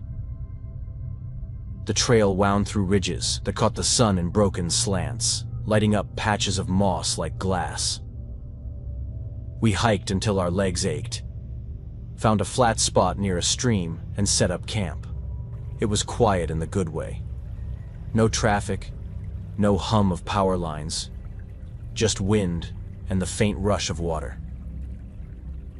That night we made instant noodles, drank half a flask of whiskey, and fell asleep to the sound of the stream like it was a lullaby we'd forgotten existed. It was the next afternoon when things shifted. Not in any obvious way, just small details. Small enough that they only bothered me once I started connecting them. The air felt thicker. The trees looked different. taller, though I couldn't have said why. Rachel said I was just tired, that my brain was making patterns out of nothing, and she was probably right. But as the day went on, I started to notice something else. The silence. The woods were supposed to be full of life. Birds, insects, the occasional rustle of something small. But by evening, the sound had drained away like someone had turned down a volume knob I didn't know existed. When we stopped to make camp again, I couldn't shake this sense that the place didn't want us there. A low hum in the back of my mind that wouldn't quiet down. Rachel laughed it off when I told her. "It's the woods," she said. "They're just playing tricks on you." But the way she said it sounded forced, like she was trying to convince herself too. We fell asleep early, both of us pretending everything was fine. Somewhere deep in the night, I woke up. No noise, no movement, just a feeling, like I'd been nudged awake by something. I lay there for a long time, eyes open, waiting for a sound that never came. And then I noticed the light. A pale, dim glow filtering through the tent fabric from outside. Steady and colorless. Not fire, not moonlight. I remember holding my breath, counting heartbeats, and then unzipping the tent just enough to see. There was nothing. Just trees. But not like before. The trunks seemed closer together, bending inward slightly, like the forest had shifted shape while we slept. I blinked and it looked normal again, but I swear it hadn't been. That faint glow lingered though, hovering in the distance like a mist that didn't belong to the air around it. I watched it until it faded, until I convinced myself I was dreaming, and crawled back into the tent. In the morning, Rachel said she'd slept great. I didn't mention what I'd seen. We packed up, followed the trail north. But something about it had changed. Turns we didn't remember. Markers missing where they should have been. She said maybe we'd taken a wrong turn, but I'd memorized that route. I knew every bend from the map. Still, nothing looked right anymore. By afternoon, I started hearing it. A soft, almost rhythmic sound. Far away but distinct, like someone dragging a stick through leaves in slow circles. It stopped every time I stopped. Rachel couldn't hear it, said I was imagining things, that maybe it was the wind. But the wind doesn't follow your pace. The wind doesn't stop when you hold your breath. That night I couldn't sleep. The sound was closer, steady now, coming from somewhere behind the tree line. I tried not to move, not to breathe too loud. Eventually I sat up and saw through the mesh of the tent that same pale light again, flickering between the trees. I didn't wake Rachel. I just stared until it went out again. In the morning, I told her what I'd seen. She looked at me the way you look at someone who's scared of their own shadow. Sympathetic, but detached. Said I was probably exhausted. I wanted to believe her. I really did. But when we hiked out that day, I saw prints in the dirt behind our campsite. Bare footprints, small, almost childlike, leading into the woods. She said they'd probably been there before we arrived. I wanted to check, to follow them, but she just kept walking. We made it back to the trailhead the next evening, dirty, tired, barely speaking. Rachel drove us home in silence, hands gripping the wheel tight enough to turn her knuckles white. She didn't bring up what happened, and I didn't either. When I finally did, she laughed like it was a bad memory she'd already outgrown. said it must have been the altitude, or the light, or my mind playing tricks. Maybe she's right. Maybe the mountains just got under my skin in a way they didn't get under hers. But sometimes, when I close my eyes, I see that pale light again, hovering in the dark, patient and quiet, like it's waiting for me to admit it was real. And the worst part is, I think it was.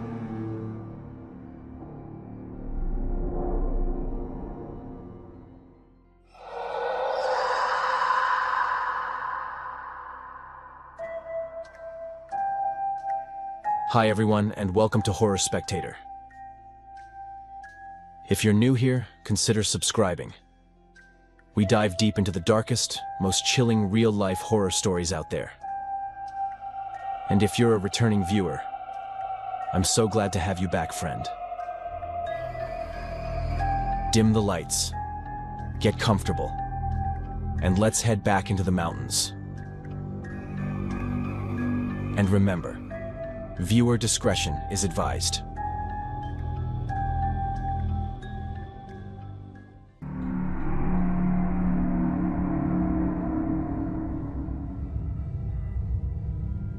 Everything I'm about to tell you is based on instinct more than hard evidence.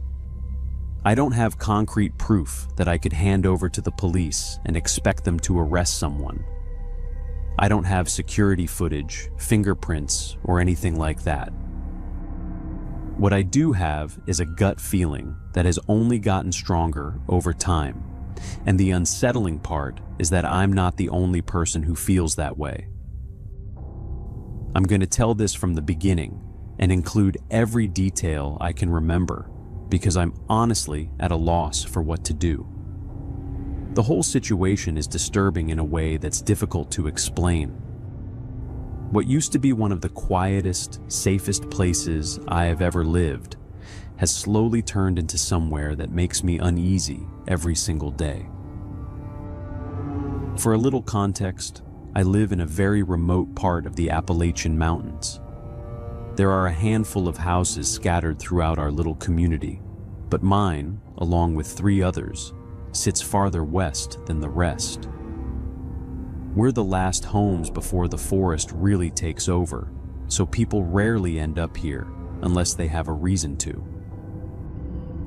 Most visitors come by car because there's really nowhere else to go beyond our properties. Even then, the houses aren't right next to each other. If I stand at one of my front windows, all I see are trees in every direction. If I really focus through the woods, I can make out parts of my nearest neighbor's roof, but that's about it. It's only a 5-minute walk between our houses though, so despite having plenty of privacy, we've always been close. The 4 households out here naturally look out for each other because, frankly, there isn't anyone else to do it. My neighbors aren't family, but after so many years, they're about as close as friends can be. My wife and I have known them since we were kids. We've celebrated birthdays together, shared dinners, helped each other after storms, and settled into the kind of friendship that happens naturally when people spend years living side by side in a place like this. Whenever one of us goes on vacation, someone else keeps an eye on the house. They feed our 3 cats whenever we're away, and we water their plants or collect their mail when they're traveling. None of it is ever something we have to ask for. It's just the way things have always worked between us. Out here, you depend on the people around you, and over the years they've become people I trusted without ever having to think twice about it. Then, about a year ago, something small happened that didn't seem important at first. One afternoon, I noticed a car parked outside my neighbor's house that I'd never seen before. It didn't immediately strike me as suspicious. Even though they don't have much family nearby, they do have a few old friends who stop by every once in a while. I figured someone had come to spend a couple of days with them, and I didn't think much more about it. After 2 days, though, I started wondering if maybe that wasn't the case. The unfamiliar car was still sitting in exactly the same spot, but both of my neighbors' vehicles were gone. That led me to another explanation. Maybe they'd done one of those home swaps where two families trade houses for a vacation. It didn't really seem like something they'd normally do, but everyone tries new things eventually, and it wasn't impossible. As the days went by, though, the situation started feeling stranger. The unfamiliar car never moved. Their own vehicles never came back. Every curtain in the house stayed closed day and night, and no matter what time I happened to look over, I never saw anyone through the windows.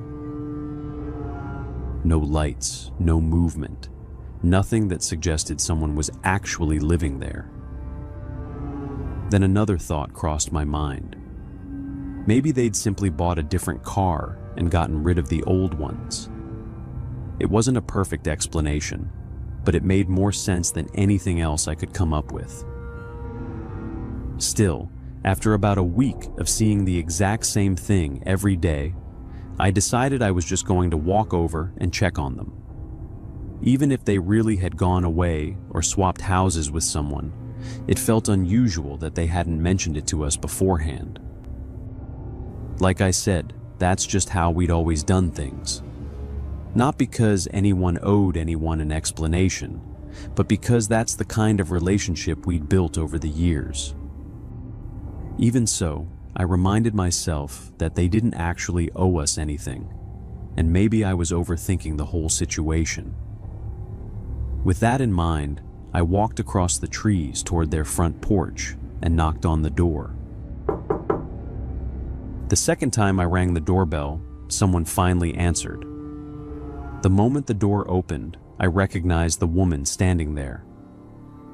About 2 weeks earlier, she and a man had come to my house and asked my wife and me if we had any interest in selling our property.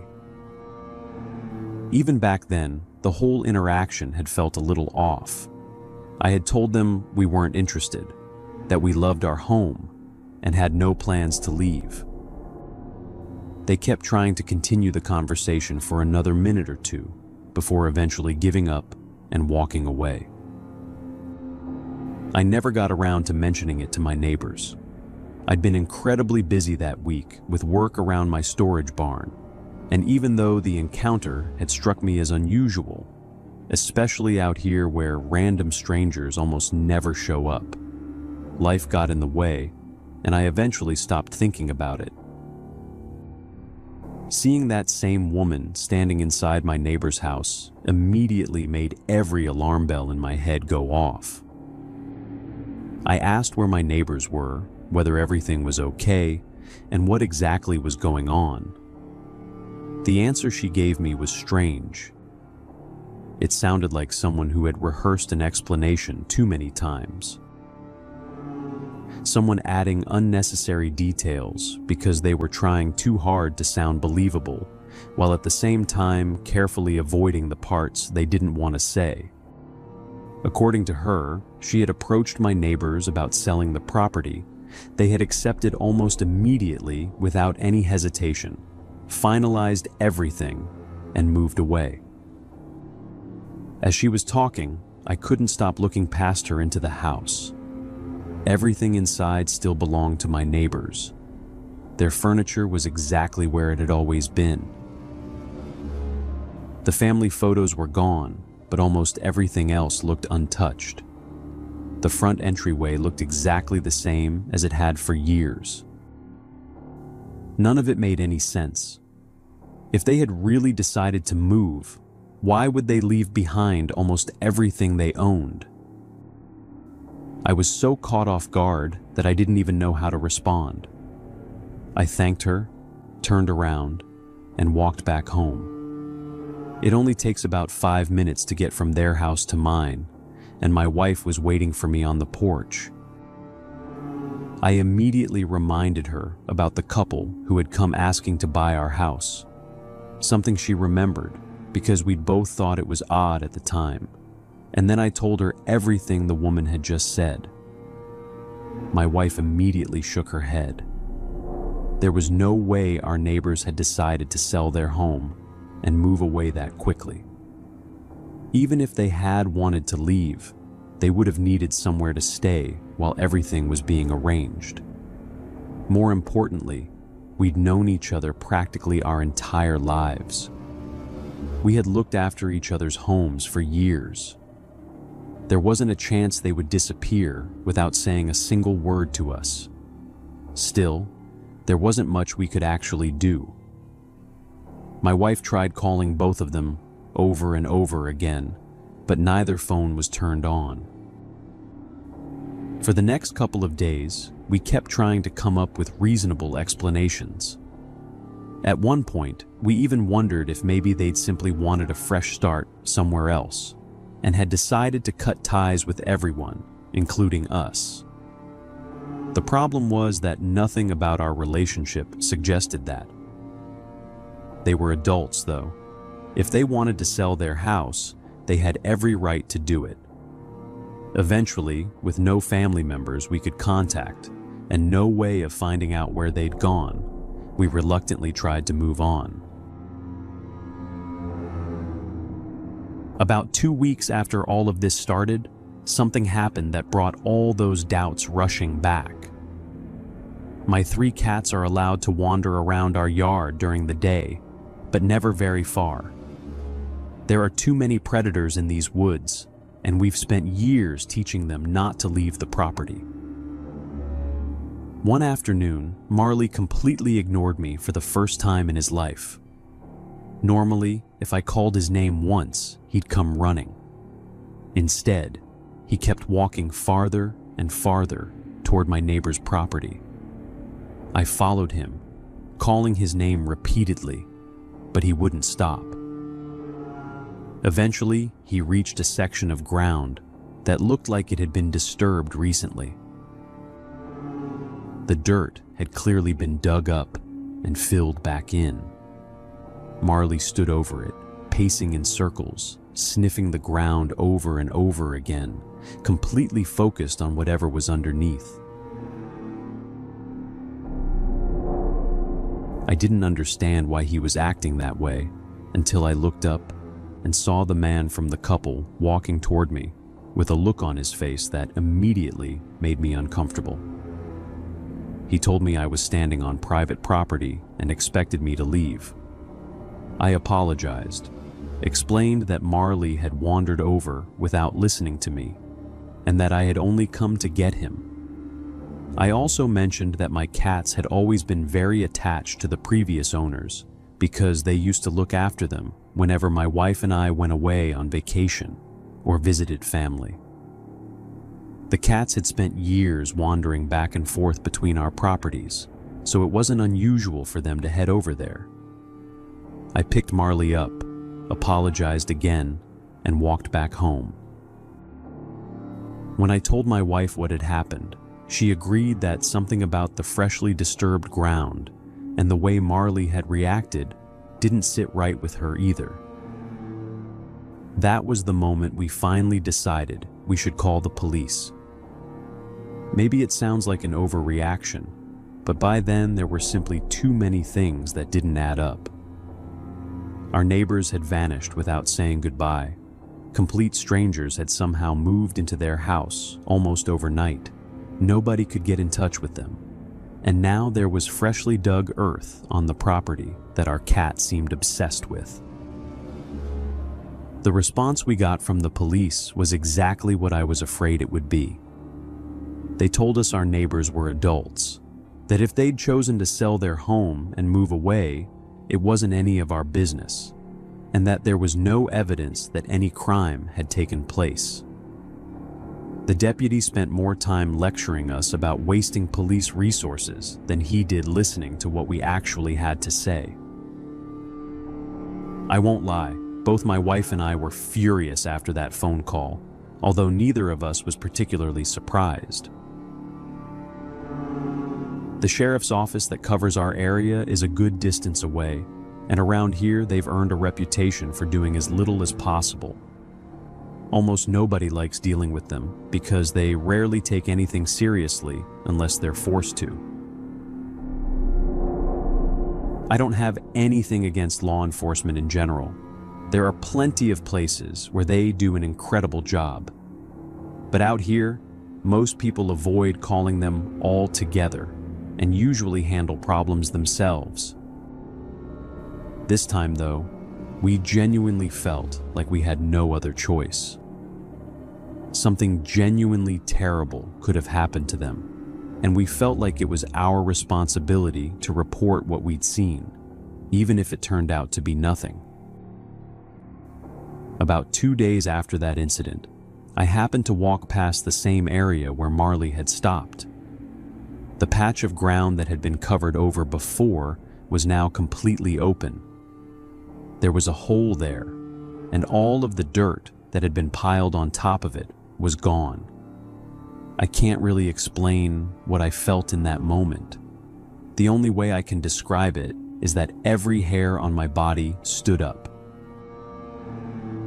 I know some people are probably rolling their eyes hearing me say that, but I'm not someone who talks about instincts or weird feelings. I'm a pretty rational person, so the fact that I had that reaction stuck with me in a way I couldn't ignore. We tried to carry on with our lives, even though neither of us could stop thinking about it or trying to come up with an explanation that made sense. Then, a few days later, our other neighbor, the one I mentioned earlier, since there are only 3 houses out here, came back after visiting some family. The first thing he did was come over to our place, asking about the unfamiliar car parked at our neighbor's house. He wanted to know if something had happened to them, or if we knew who had moved in.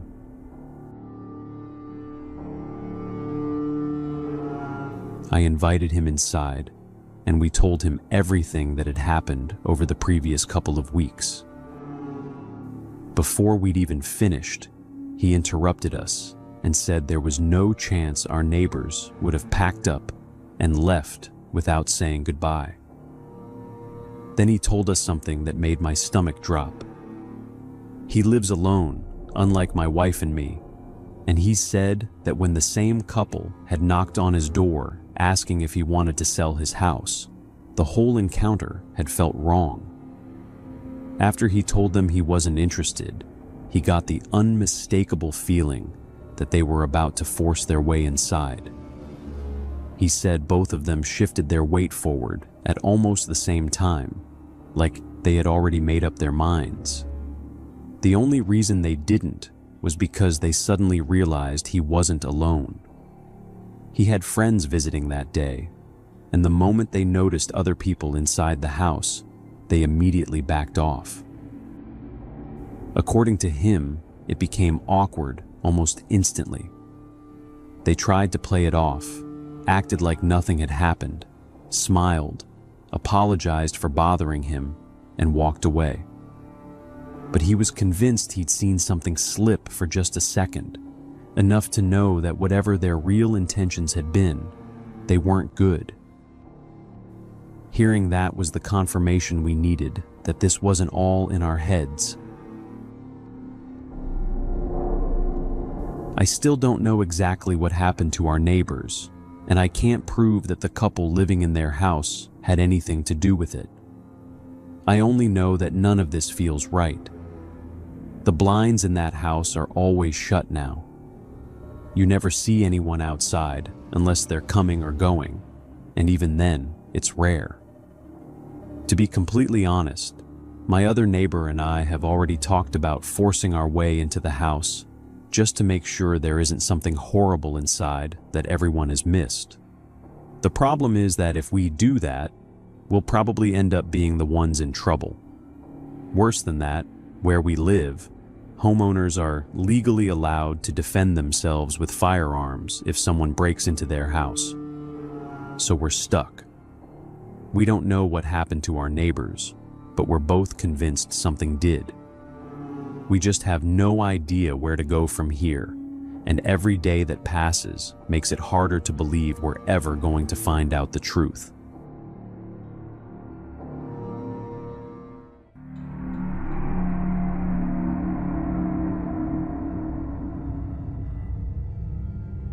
I'm not someone who scares easily, never have been. I've lived in a pretty remote part of the Appalachian Mountains my entire life, and I have no plans to leave. I wouldn't say I'm afraid of these mountains, and I'm definitely not one of those people who refuses to go outside after dark or keeps every blind in the house shut because of scary stories. I don't spend much time outside at night, but that's just common sense. There are predators out here, rough terrain, and plenty of reasons to avoid wandering around in the dark if you don't have to. Other than that, I've always been pretty relaxed about living out here. In all the years I've spent in these woods, nothing had ever happened that made me question where I lived or left me shaken. That changed about 2 weeks ago, and I'm still trying to wrap my head around what I saw. I was at home one evening, like I usually am. I just finished dinner and was sitting in the living room playing PlayStation when I started hearing what sounded like music coming from outside.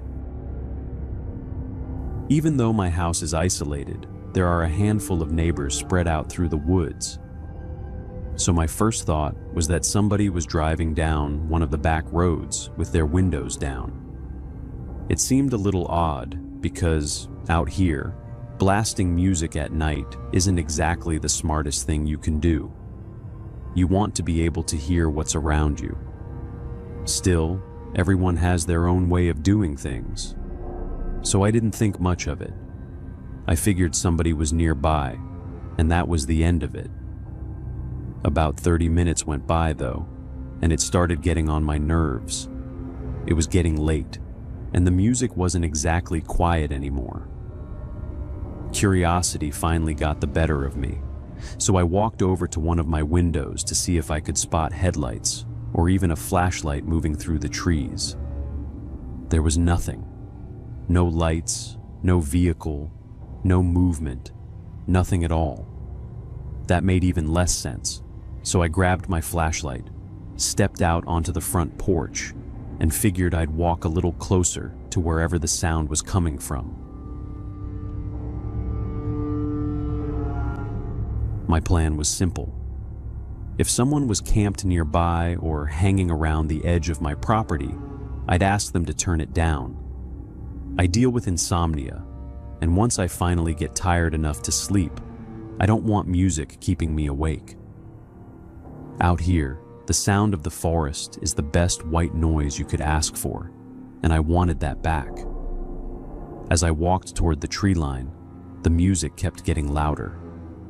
Every few steps, it sounded closer, clearer, almost like I was about to stumble onto whoever was playing it. Eventually, I reached the edge of the woods, and I realized something that made my stomach drop. I still couldn't see a single light or another person anywhere around me, but the music was now incredibly loud. Then it hit me. It wasn't coming from somewhere in front of me. It was coming from above me. The second I looked up, something slammed into the ground right beside me. It made a loud thud, and I jumped back before realizing it was one of those small, portable Bluetooth speakers. Instinctively, I looked higher into the tree, and I don't think anything could have prepared me for what I saw. There was a man crouched on one of the branches, staring straight down at me. I'm completely certain it was a man, but his mouth, I've never seen anything like it. His lips were pulled back, exposing every single tooth, and they weren't normal. They were long, triangular, and sharp, almost like the mouth of a cat when it's hissing before it attacks. I think he even made some kind of sound when our eyes met. I don't know if it was supposed to intimidate me or if it was some kind of laugh, but I didn't stick around long enough to find out. I hadn't bothered bringing my rifle because, until that moment, I hadn't seen any reason to. I turned around and took off running toward the house as fast as I could. A split second later, I heard another heavy thud behind me, like whatever had been up in that tree had jumped down after me.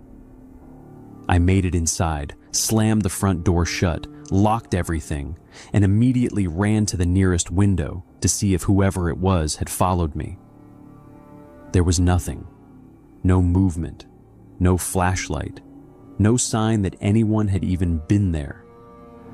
I just stood there trying to process what I'd seen. As strange as it sounds, I never thought I'd seen some kind of monster.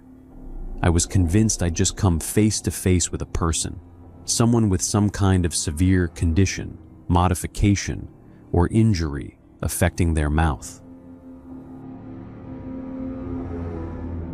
I still don't know what it was, but it wasn't normal. I called one of my friends almost immediately. I never even considered calling the police. I don't have much faith in law enforcement out here, and I honestly didn't know what I was supposed to tell them. The guy hadn't chased me, hadn't threatened me, and by the time I got inside, he was already gone. I locked the entire house down and eventually forced myself to go to bed, even though I barely slept. About 3 days later, I'm almost certain I saw someone standing among the trees near my house again. This time, I stepped outside with my rifle and yelled that whoever was out there needed to stay off my property or I'd defend myself. A few seconds later, I heard movement deeper in the woods, branches snapping as whoever it was walked away. Since then, I haven't seen anyone else or heard the music again. I still don't know who that man was or what he was doing sitting in a tree outside my house in the middle of the night. All I know is that he was human. I'm not talking about some mythical creature or some supernatural story. He was a man. But I also know that his mouth wasn't normal. Those sharp, oversized teeth are burned into my memory, and I don't think I'll ever forget the way he looked down at me from that tree. I hope he never comes back, but every night since then, I've caught myself listening a little more carefully whenever the woods go quiet.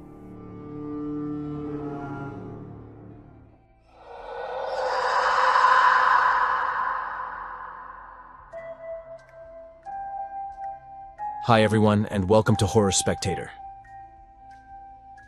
If you're new here, consider subscribing.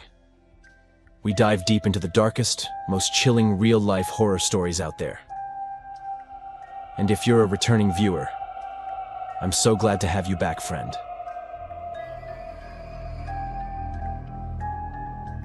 In this video, we're once again exploring 3 chilling stories of people who ventured into the Appalachian Mountains during the month of October and experienced truly terrifying moments.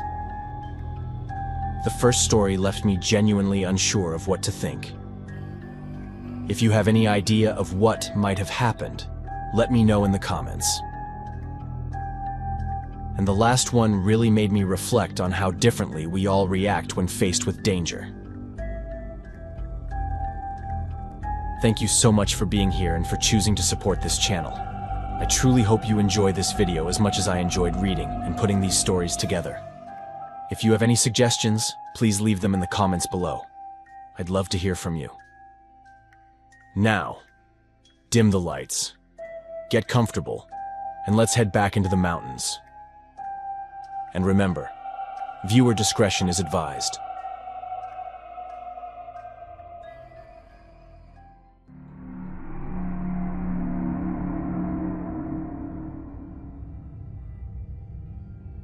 Alright, so what I'm about to tell you went down at the start of this October. And yeah, it's still technically under investigation. But I need to get it off my chest. And maybe warn people too. Because honestly, what happened to me and my friends was so damn bizarre that I keep thinking someone out there must have heard about something like this before. Maybe they can help make sense of it. 'Cause we sure can't. So, between the end of September and the first week of October, like September 28th to October 5th, my friends and I had this whole plan: a few hikes and a camping trip near Fontana Lake in North Carolina. It's that big, quiet lake surrounded by the Smokies, and the Appalachian Trail actually crosses the dam.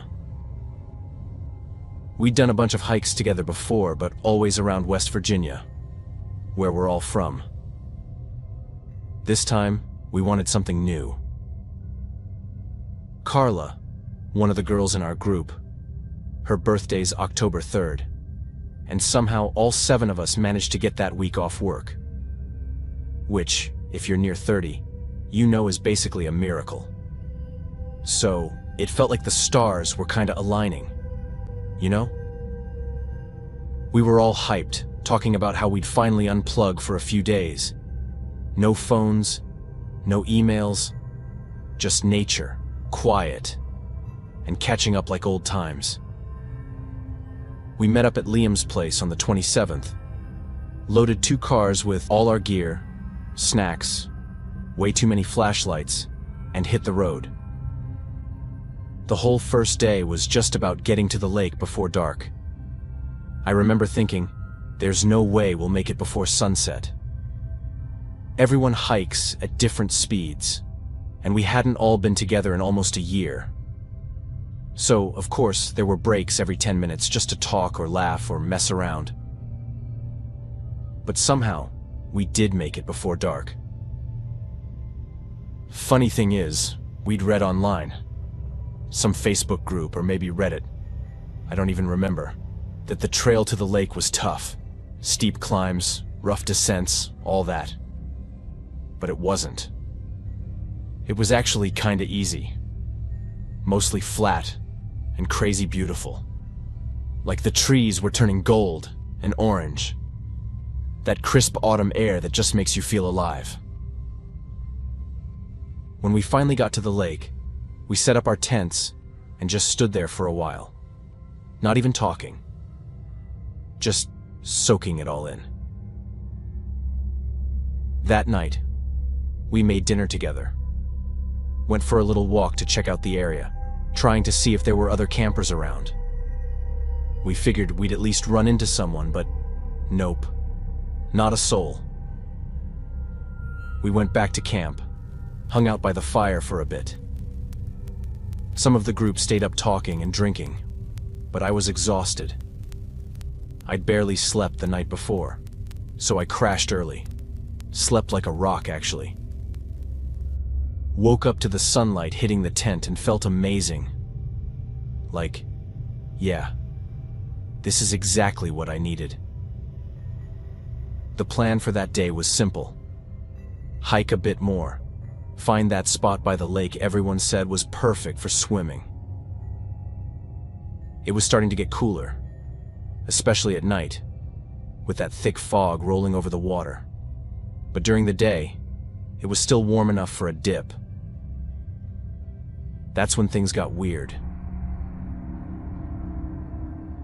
Mia, she's one of my closest friends, pulled me aside and said she thought she saw someone standing between the trees, watching us. I looked over where she pointed, but there was nothing there. Still, she looked genuinely scared, like pale and shaky, not just joking around. So I told her I'd go check. I walked toward the trees, and at first, I didn't see anything either. But then I noticed a cigarette butt on the ground, still warm, and I could smell the smoke. Someone had been standing there, like just moments before. I went back and told everyone what Mia had seen, and what I found. The reactions were all over the place. A couple of them got freaked out right away. Liam started talking about setting up stick traps around the tents, which, honestly, was a little much. Carla, though, she just laughed it off. Said it was probably some random person passing through, maybe curious. Come on, there's 7 of us, she said. Nobody's gonna mess with a group this big. And she wasn't wrong. So I tried to shake it off too. But Mia couldn't. Liam either. She kept saying she didn't feel safe. And man, looking back now, I can't blame her. That night, we were all sitting around the fire again. And then we heard it. Movement coming from the same direction as before. Mia heard it too. It wasn't my imagination. I grabbed my flashlight, walked up to the tree line and called out, "Hey, is someone there?" Nothing. Just silence. So I figured, okay, must have been an animal or something, and went back to sit by the fire. One by one, everyone drifted off to their tents. I stayed up a bit longer though. Couldn't sleep. I kept thinking about that cigarette. About the fact that we weren't as alone as we thought. Around 3 a.m., I heard more noises out there.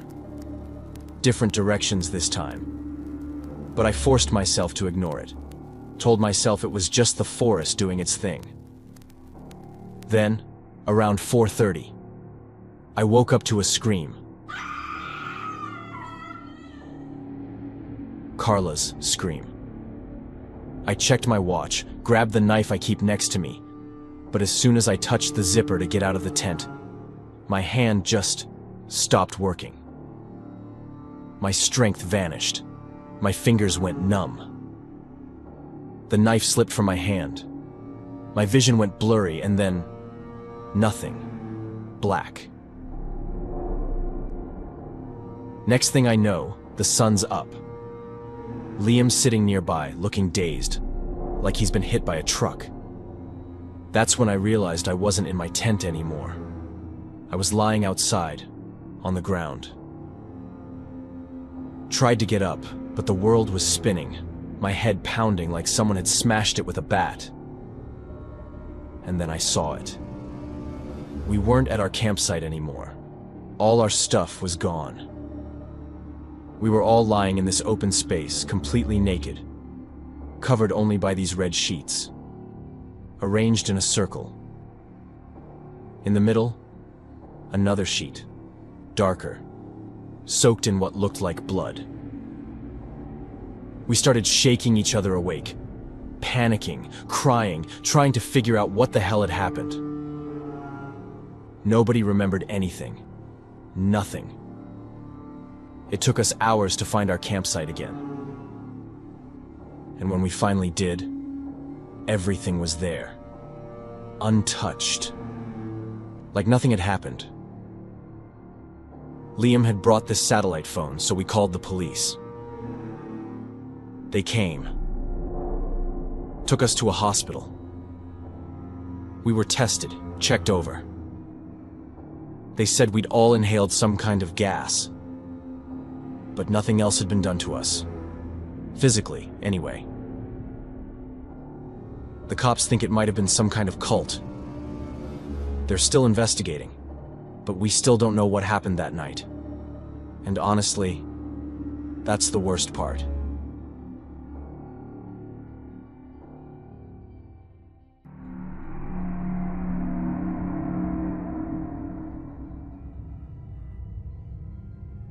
So this happened back in October 2012, up in the Appalachian Mountains, somewhere along the North Carolina side near Hot Springs. I don't want to be too specific because I still hike there sometimes, but I'll never camp in that area again. It was supposed to be a chill weekend. Just me, my cousin Jake, and our friend Tanner. We'd all grown up hiking together, and every fall we'd pick a new trail to camp out for a night or two. That year, the air was perfect. Cold enough for a hoodie, warm enough that you could sit around the fire without freezing. The leaves were that deep red-gold color that makes the whole world look like it's on fire when the sun hits it. It's such a perfect time of year to go camping. We started late Friday and didn't make camp until near dusk. There was an old fire road we followed up the ridge and found this flat spot overlooking the valley. No cell service, no people, nothing. Just that quiet you only get deep in the woods, when even the wind sounds far away. Back then, satellite phones weren't really something you heard about, or at least we hadn't. So we didn't have one. We set up camp, got a fire going, made chili in one of those aluminum pots, cracked a few beers, all that. Jake pulled out a Bluetooth speaker, but after 10 minutes, he shut it off. Said it didn't sound right out there. I kinda got what he meant. You play music in a place like that, and it feels like you're breaking some rule. It's like the sounds of the forest are sacred, and you're just messing it up. We all agreed to turn off the music, and just enjoy what the forest and the trees were giving us. Around 11 p.m., Tanner said he saw a light moving across the ridge opposite us. It was small at first, like a flashlight bobbing through the trees. We all saw it. My first thought was hunters, or another group camping.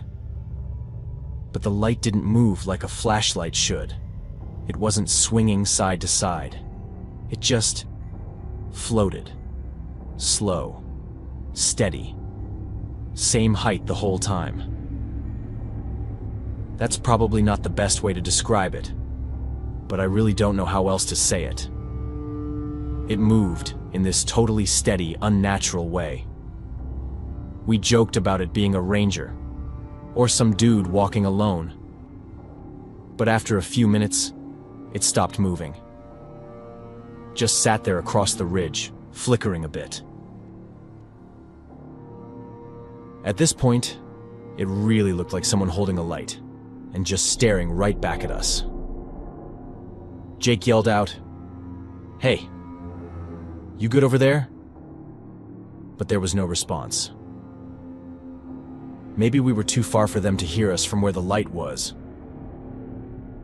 Sometimes the wind changes how sound travels in the woods. Maybe that was it. We waited a minute, then two. The light didn't move. It didn't blink like a headlamp or flashlight should. I think Tanner got spooked first. He said it looked closer than before. I laughed, but when I looked again, I swear to God, it was closer. Not a lot, just a little lower on the ridge. But I'd been staring at it the whole time, and I could swear it hadn't moved. Once again, it didn't look like a movement a person would make. We all kind of went quiet after that. Nobody said we were scared, but I could feel it. That heaviness when your brain starts asking questions it doesn't want the answers to. Something that might be good to say is that we come from a part of West Virginia where there are a lot of superstitions, a lot of legends and stories about the Appalachians. When you grow up in that kind of environment, it's kind of impossible to believe everything's made up with no truth behind it. So, yeah. At this point, I gotta admit, we were all pretty scared. It's ridiculous to think about three dudes out in the woods getting freaked out over a light. But the setting was perfect for fear. And the light was weird. Unnatural. I swear if you'd been there, you'd understand what I mean. The light looked even closer than before. But then, out of nowhere, it just disappeared. Not seeing it was almost creepier than seeing it. But after a few good hours of not seeing or hearing anything weird, we admitted we'd been a bunch of wimps, cracked some jokes, and went to bed in our tents. Jake and I shared one. Tanner had his own about 10 feet away. The forest had its usual sounds. Crickets, wind, small branches snapping. But at some point, it felt like those sounds were fading. Like the forest itself was going to sleep. I couldn't fall asleep. Every time I closed my eyes, I saw that light, just sitting there. I didn't get why something so small had freaked me out that much. I must have dozed off eventually because around 2 a.m., I woke up because I heard crunching. Slow footsteps in the leaves. I thought it was Tanner taking a leak. But then I realized it was coming from the other direction, downhill, from the ridge. I sat up, trying to listen better, trying to really figure out what I was hearing. Jake was already awake. He asked me if I'd heard it too, but I didn't even need to answer. He knew I had. The steps were slow and careful, like whoever it was didn't want to be heard. Then they stopped, and all I could hear was breathing, faint, just outside the tent. Jake unzipped the tent real slow and stuck his head out with the flashlight. But there was nothing there. Just the trees and the dark. I swear I smelled something though, like wet wool and sweat. Then Tanner whispered from his tent, "Yo, who's out there?" We heard this sudden movement from his tent, like he'd punched the fabric. Whoever it was, took off. Fast. You could hear the crunching of boots crashing through leaves, getting farther away. He immediately came out of his tent and told us someone had been touching his tent, breathing on him. Someone had pressed their face against the tent, and he'd just punched them. As you can probably guess, we didn't sleep after that. We sat up with our knives and the hatchet by the fire pit till the sky turned gray. When morning came, we saw prints, boot prints, big ones, leading right up to our tent, then Tanner's tent, circling it twice, and then heading back toward the ridge. But how the hell had we not seen anyone? Just felt it. Jake had literally stepped out to check, but there was nobody there. We packed up and left as soon as daylight hit. Ate a quick breakfast, and just started moving through the trees toward the car. I remember Tanner kept looking back every few minutes like he expected to see someone following us. When we got back to the trailhead, there was this old beat-up pickup parked next to Jake's car. Nobody inside. And honestly, it looked completely abandoned. It looked miserable, like it had been rotting there for years. But the truth is, when we parked the car, it hadn't been there. I don't know who that was, or what they wanted. Obviously, the pickup might have had nothing to do with whoever messed with us at the campsite. Could have been a hunter. Could have been some crazy dude living off the grid. But that steady light on the ridge, the way it just stared, that's burned into my memory. That's the part that creeps me out the most. Because I swear to everything, it didn't look natural. It looked like it was floating.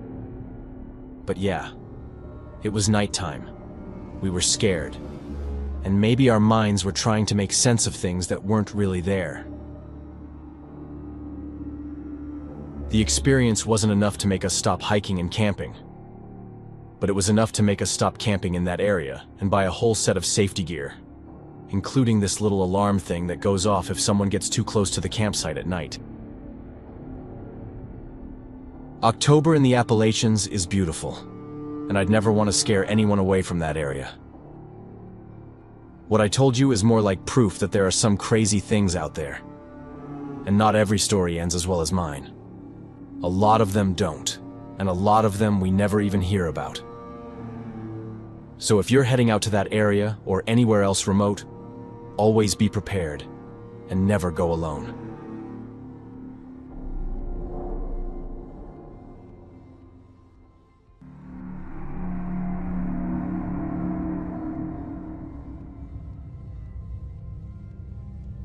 This happened about 4 years ago. Late October, I think. Right before a storm came in. I'd been running on fumes from work and just needed some time away from people. So I packed up my old pickup and drove out toward the southern part of the Appalachians. Not the touristy side, but one of those back roads that eventually turns into dirt and starts to look more like a path than a road. You know the kind, where the GPS starts lagging and the signal drops to nothing. I'd marked a spot on the map that looked like it had a clearing near a river. Figured I'd hike in, set up camp, and just spend a few days off the grid. No plans, no phone, no noise. It was one of those moments in my life when I just needed my brain to shut off. Not thinking about all the things I had to do or the problems I had to solve. It sounded perfect at the time. I remember the drive being long and quiet. Uncomfortably quiet. That was another reason I was seeking silence. I'd always had a hard time being in silence, listening to what my mind had to say when the noise disappeared. Sometime before, I'd had a conversation with a friend who told me something that still bothers me to this day. If we want to be genuinely at peace with ourselves, we have to learn to listen to silence. Well, I had never learned to do that, so I was trying everything I could to figure it out. I finally reached the area where I was going to leave the car and started walking. The trees were half bare, and everything smelled like wet leaves and cold dirt. It was actually pretty pleasant. Way more than I expected. Every once in a while, a gust of wind would roll through and shake more leaves down, and it would sound like footsteps somewhere behind you, even though you knew it wasn't. I figured I'd hike maybe an hour before setting up. But that turned into 3 because every spot I found felt wrong somehow. Too close to water, too open, too dead quiet. I could feel my anxiety creeping back. The need to avoid too much noise like by the water, but also not wanting to be somewhere so silent that I could hear my own breathing. It's weird how silence in the woods can feel heavy, like it's pressing down on you. I was really starting to doubt my decision to come there when I finally found a spot up on a rise above a small creek, flat enough to pitch a tent, and far enough from the trail that I couldn't see it anymore. I built a fire, heated up a can of food, and just sat there watching the light bounce off the trees. The moon was bright, but the shadows still looked thick and sharp. I don't know exactly when it started, but sometime after dinner I heard this strange sound. It wasn't an animal or the wind. At least it didn't seem like it. It was this slow, scraping metal sound, like someone dragging a shovel or a crowbar over rock. It came from somewhere near the creek. I froze, just listening, waiting for another noise. But it stopped after a few seconds. I told myself it was probably junk shifting in the current, or maybe a deer stepping on something, but it didn't sit right with me. As you've probably realized by now, I have a lot of anxiety, and even though I'd been hiking many times before, I'd never done it alone. I didn't hear anything else until I got into the tent. But even then, I barely slept that night.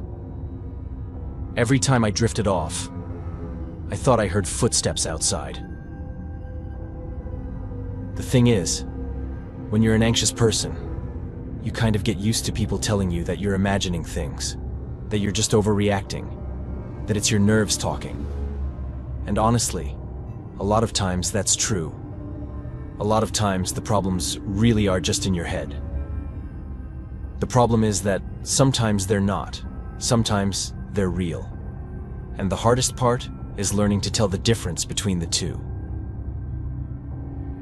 Despite the anxiety, I dozed off here and there, and eventually the night passed. The next morning, the air felt colder and heavier. You could really tell the weather was changing.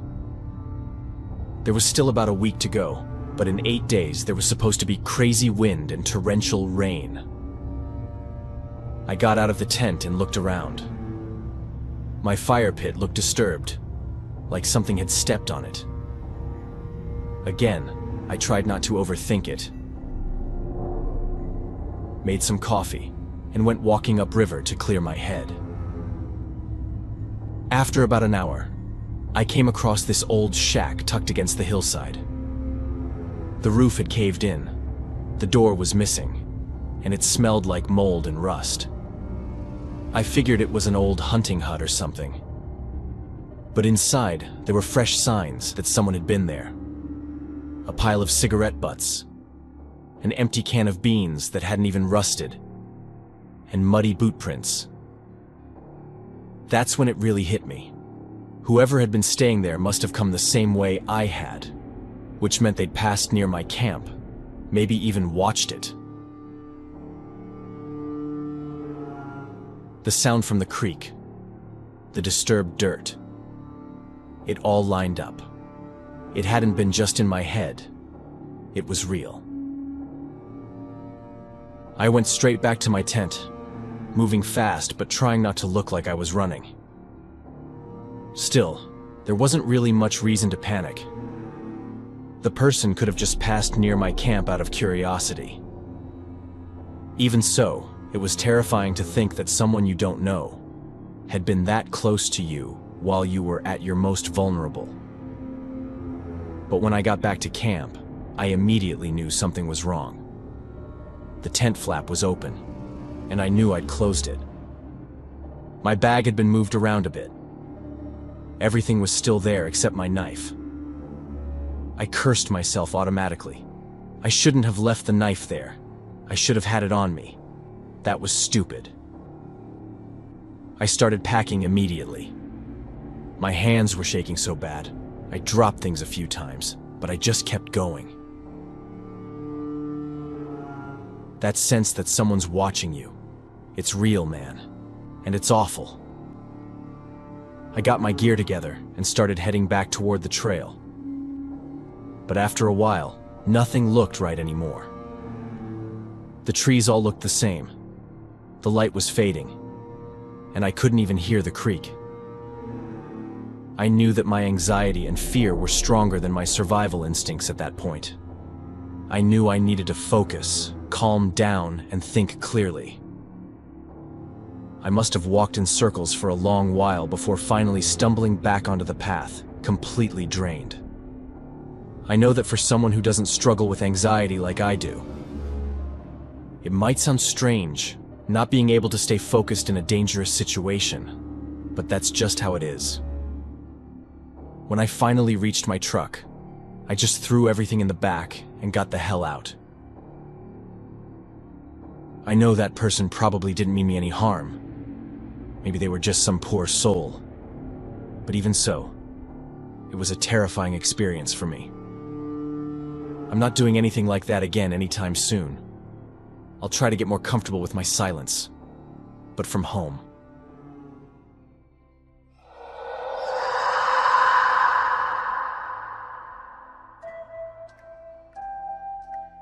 Hi everyone, and welcome to Horror Spectator. If you're new here, consider subscribing. We dive deep into the darkest, most chilling real-life horror stories out there. And if you're a returning viewer, I'm so glad to have you back, friend. In this video, we're exploring 3 terrifying stories that took place in the Appalachian Mountains during one of my absolute favorite natural phenomena: thunderstorms. I've been wanting to make a video on this topic for a while now, but I decided to wait and post it today for 2 main reasons. First, October and thunderstorms are the perfect combination. Second, well, it's my birthday, so it just felt like the right time. Thank you so much for being here and for choosing to support this channel. I truly hope you enjoy this video as much as I enjoyed reading and putting these stories together. If you have any suggestions, please leave them in the comments below. I'd love to hear from you. Now, dim the lights, get comfortable, and let's head back into the mountains. And remember, viewer discretion is advised.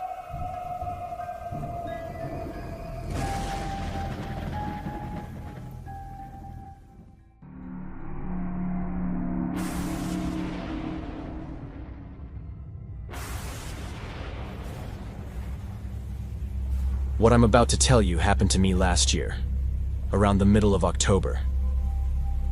But before I dive into what actually went down, I just need to give you a little context about why I was even in a place that isolated in the first place.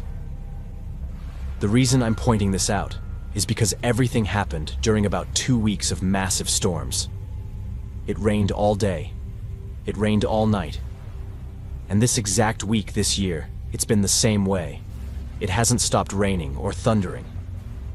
And I don't really know why, but this weather dragged me right back to that time, and I figured maybe it was time to finally talk about it.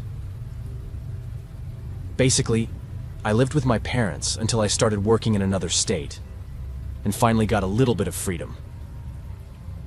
But about 1.5 years after working there, I ended up getting into a fight with a coworker, and we both got fired. Let me just make it clear. It wasn't entirely my fault. Of course, it was wrong to punch someone at work. It was childish not to control my emotions. But I swear I had reached a point where I just couldn't take it anymore. He was the kind of guy who had been harassing me since day one. He'd pull pranks on me, talk shit about me, mock me. I had never even given him a reason to act that way. We had never talked about anything that could have triggered some weird reaction. And I never treated him badly. But for whatever reason, he developed some kind of obsession with me and wouldn't leave me alone. So after punching him and us getting into a fight right there in the office, we both ended up without jobs. With no real prospects of finding something new right away, I had to move back in with my parents. It was supposed to be temporary, just long enough to get back on my feet and figure something out. But the months kept dragging on and nothing came up that would actually allow me to leave. And the thing is, once you've lived on your own and had your independence, moving back in with your parents is honestly one of the worst things that can happen to a person. One day, I was having coffee with an old high school friend, and he picked up on how miserable I was. That's when he told me about this cabin he owned, right in the middle of the woods, where he usually spent his summers. He'd only go there once a year and stay for 3 months. He basically offered me the place for the winter months, rent-free. All he asked in return was that I kept the place in shape while I was there. I hesitated a little at the idea of being in the middle of nowhere, but at least I could drive right up to the cabin. And like I said, I was desperate. I remember leaving that coffee shop with this rush of excitement, like for the first time in a while, I had a way out. I even walked home in pouring rain, not even caring about getting soaked. 4 days later, I was leaving my parents' house with the car packed and headed straight to the cabin. I had thought about waiting for the storm to calm down a bit, because driving through the woods with low visibility wasn't exactly safe. But the forecast said the storm wasn't going to let up for at least another week, so I figured it was better to just go. Another week trapped in that house with controlling parents, knowing I had an alternative, would have been unbearable. So yeah, 4 days after being handed that escape, I was on the road, driving toward the cabin. The trip would take about 2.5 hours, and since visibility was low and I had to take it slow, I left early in the morning. The road was tough, winding through nothing but forest, and for about an hour I didn't see a single sign of life except for a few isolated places that hinted someone might live out there. When I finally arrived, I couldn't believe how incredible the cabin was. It wasn't nearly as small as I had imagined, and it was fully ready to live in. I can't even explain the rush of pure excitement I felt that first week.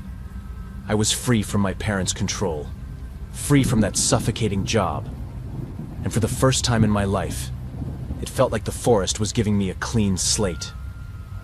Maybe the storm was some kind of sign, a moment of chaos before things finally settled.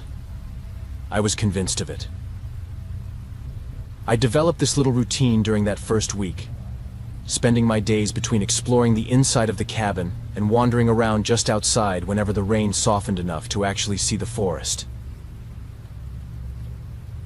At night, I'd light the fireplace, crack one of the windows open, and just soak in the darkness of the woods, the sound of the storm, and the crackle of the fire. I swear I'd never felt that kind of calm before. It got to the point where I was actually looking forward to nightfall just to hear those sounds. But obviously, the last thing you should ever do out there is keep the windows open at night in the middle of nowhere. The sound was so soothing that one night I actually fell asleep on the couch with the window wide open right above me. I woke up around 4 a.m. to what sounded like something breaking,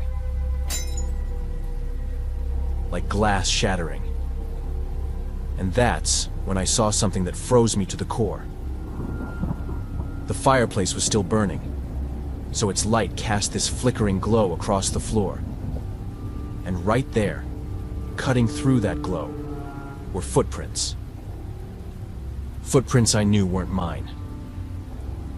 They had a clear direction, starting right at the couch where I had been sleeping, which meant whoever or whatever came in through the window had climbed in right above me. The thought alone sent a kind of fear through me that I'd never felt before.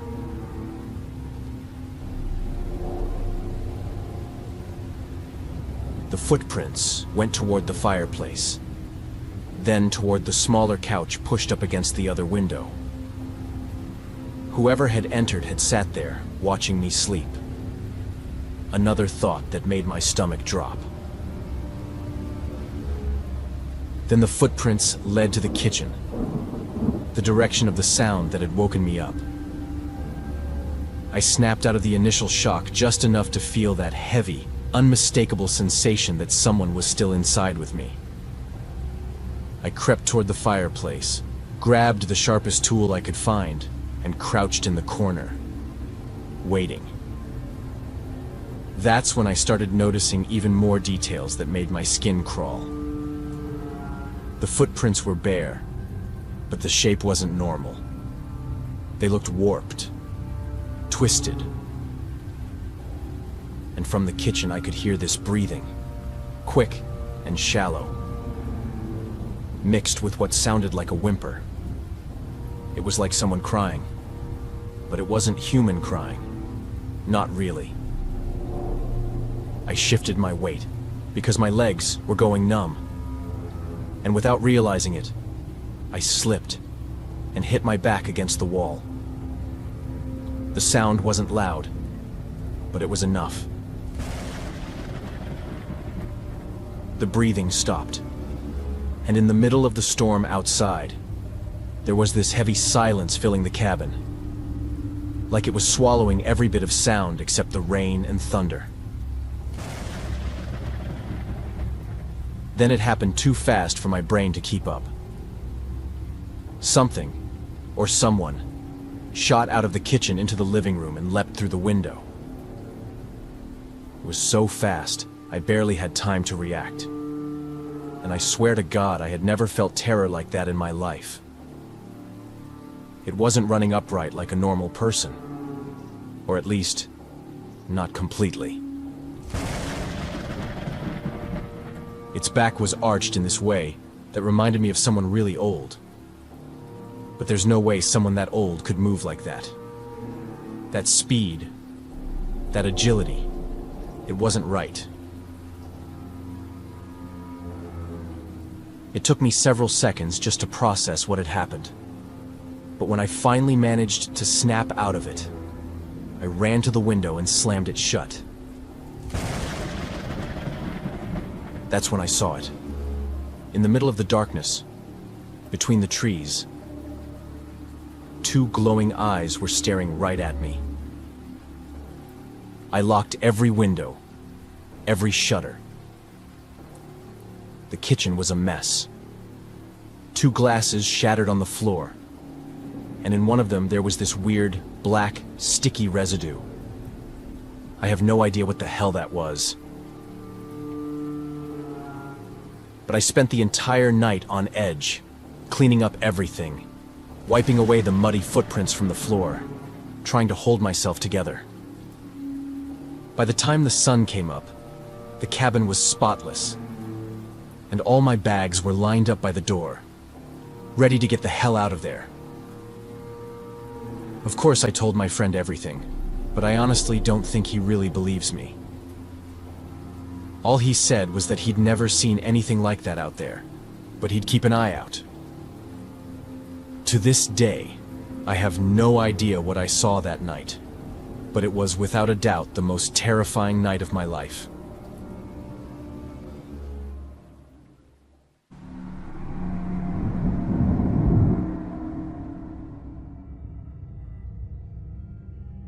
It's funny how clear that night still feels to me, even though it's been, 3 autumns now? Must have been mid-October, because the trees up here on the ridge had already gone that deep burnt orange and brown, and you could smell the wood smoke from miles off. We'd had a long stretch of dry days, and when the forecast said a thunderstorm was rolling through, I remember feeling weirdly excited, like a kid again. I've always loved storms.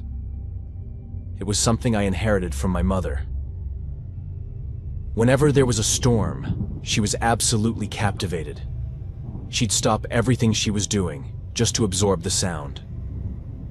I remember sitting with her many times doing the same thing. And because of that, whenever there was a storm, I not only loved listening to it, but also felt that warm, cozy sense of nostalgia. Those childhood days when the only worry was playing. It was definitely something I passed on to my kids. Ellie was 9 back then, and Sam had just turned 7. Both of them had that same look in their eyes when they heard thunder, like it was Christmas morning. My wife, Marla, hated it, said storms made her anxious. Anyway, we live way out deep in the Appalachians. Not quite West Virginia, not quite Tennessee, but somewhere in that messy in-between where the roads turn to gravel, and you lose cell signal after the second turn. I'm not exaggerating. That's really how it is out here. Our nearest neighbor's about 5 minutes away by car, maybe more when the road's washed out. We were lucky enough to inherit this house from my parents, who unfortunately both passed away quite young. But the house itself was perfect, ideal for raising our kids. Both Marla and I wanted to bring them up surrounded by nature and far from the chaos of the cities. That night, the sky had been heavy all day. That kind of weird yellow-gray color you get before a storm. Around 8, the wind picked up and the first thunder rumbled across the ridge.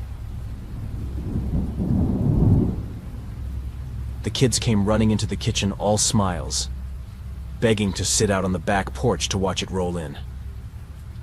So we bundled up in hoodies and ran outside just as the first fat drops started to fall. The porch light buzzed, the screen door slammed, and the smell of rain hit. That damp, cold, earthy smell that always means fall's really here. It's definitely one of the best smells in life. Now, the back porch overlooks a big slope down into the woods. Beyond that, nothing but darkness and trees that go for miles. I had my old radio playing low, the kind that still picks up stations from God knows where when the air's right, and we just sat there, me, Sam, and Ellie, listening to thunder crack and roll like it was crawling over the mountains. My wife stayed inside, curled up by the fireplace in her favorite reading spot. At some point, lightning flashed bright enough to light up the whole yard, and Ellie pointed, dead serious, out toward the tree line. "Dad, someone's out there."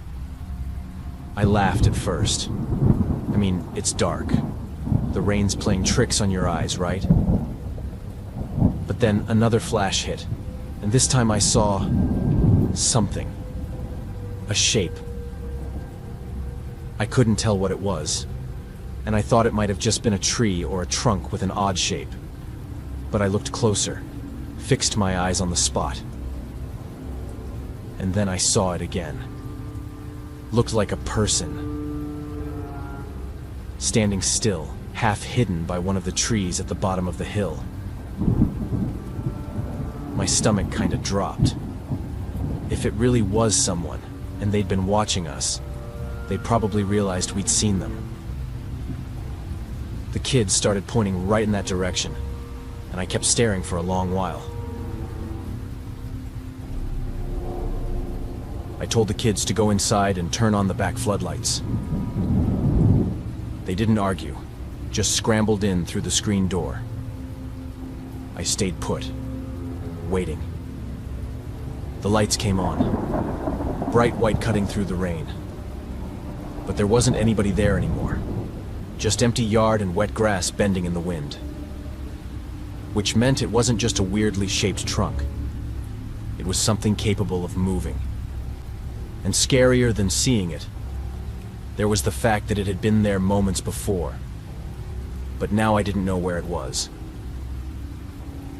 Didn't know if it had gone away or come closer. I told myself it was probably an animal. Hell, maybe even a deer standing weird. Nobody had ever come that close to the house before, but plenty of deer had, so that had to be the explanation. My wife had always loved animals, and sometimes they'd wander closer when she was around. Maybe it was a scared animal looking for shelter from the storm. But I still locked up every door in that house, front and back, and told Marla what we'd seen. I added that we should stay alert, but that there wasn't much reason to think something was wrong. Whatever it was, it had gone away. I felt bad lying to her like that, but I didn't want to ruin the night without a good reason. We settled in for the night, storm still pounding the roof. Watched some dumb Halloween movie with the kids till about 10. Eventually, we got them to bed, or tried to. Not 15 minutes later, Sam came out of his room pale as paper. Said someone was knocking on his window.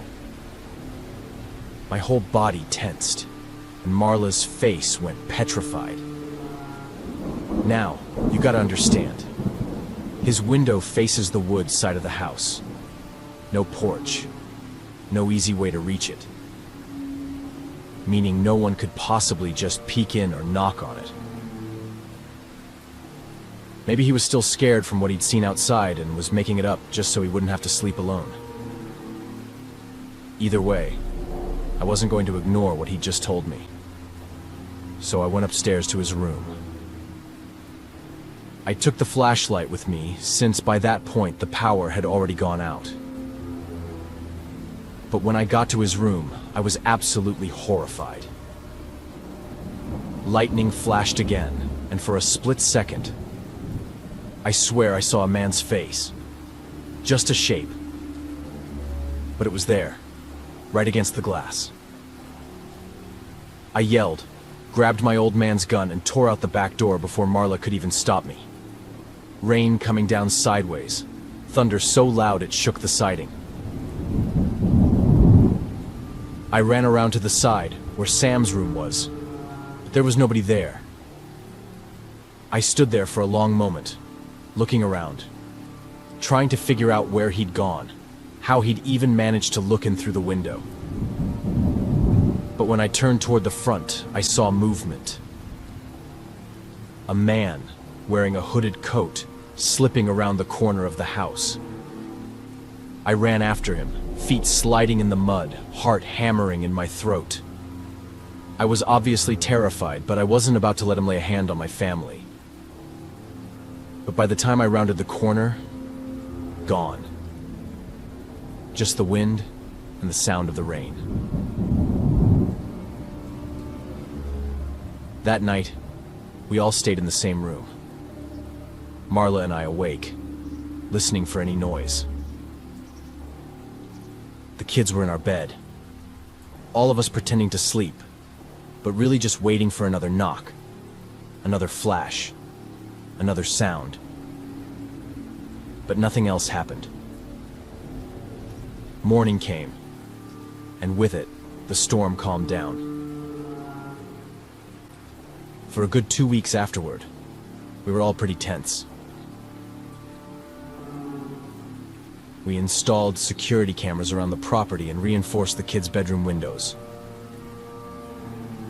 But nothing ever happened again. We never saw any man, and we have no idea what he wanted.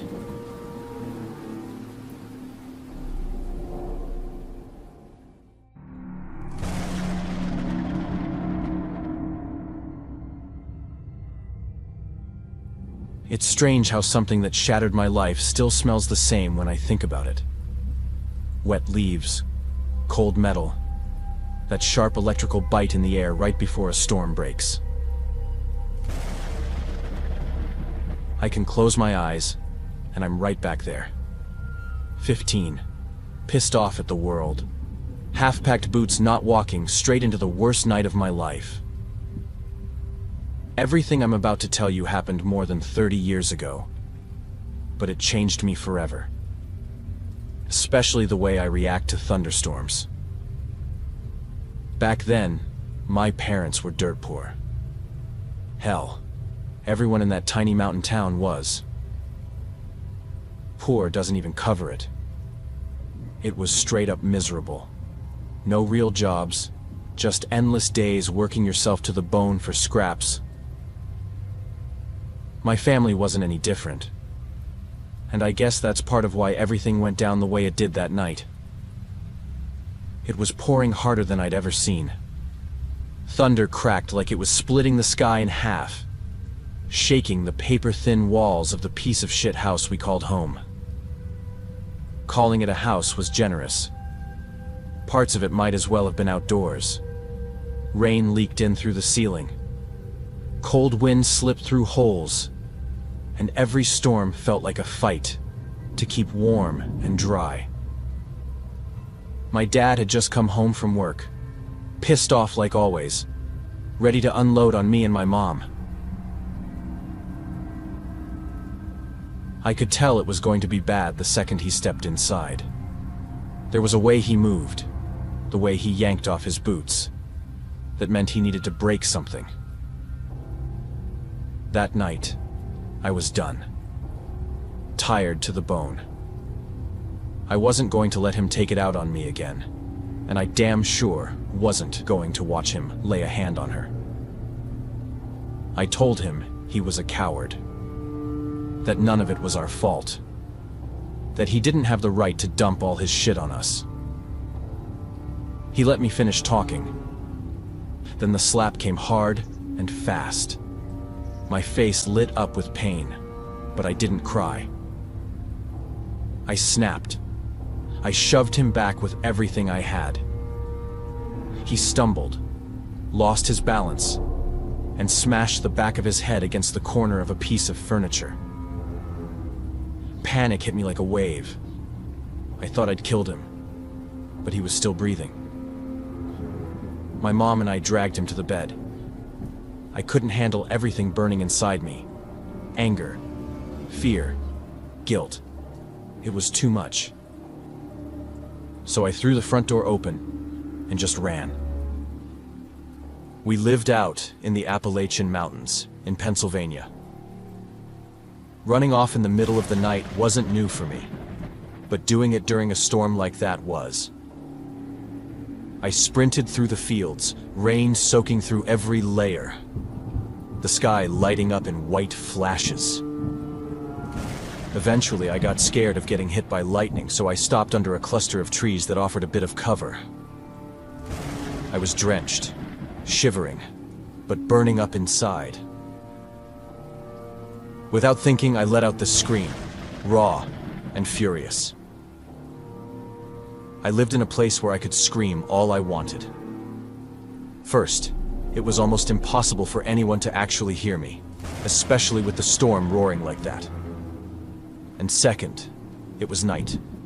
Nobody went into the woods after dark. Not ever. And definitely not after hearing a scream. I was dead wrong. Not even 30 seconds after the scream, I felt something move on my right. I turned, and there was a man. Hood pulled low, holding something long in his hand. It looked like a baseball bat. And the second I saw him, I just knew. He meant me harm. I tried to step back, but he lunged forward and swung. Then, everything went black. When I came to, my head was pounding. It was dark, and the air smelled foul, mold, rot, something sour. I knew exactly where I was. Not far from my house, there were these old ruins everyone called cursed. People said ghosts roamed there. But what scared us more than ghosts was the fact that it was falling apart. The only thing still standing was the shell of an old church. I'd been there before, with some friends. My wrists burned like fire. I realized my hands were tied behind my back with some kind of rough rope. It dug into my skin, too tight. Like whoever did it wanted to make sure I didn't move an inch. Then I heard a voice, and realized I wasn't alone. I couldn't make out what was being said, just the tone. I knew that voice, which made it worse. The door creaked open, slow and heavy, and I heard footsteps fading away. Then daylight slammed into me like a punch. It burned through my eyes, sharp and blinding, and my head felt like it was splitting in two. I don't know how long I stayed there after that. Soaked to the bone, teeth chattering, every muscle locked up. The silence pressed down on me, thick and cold. Nobody came back. It was just me, tied up, waiting for something I couldn't even name.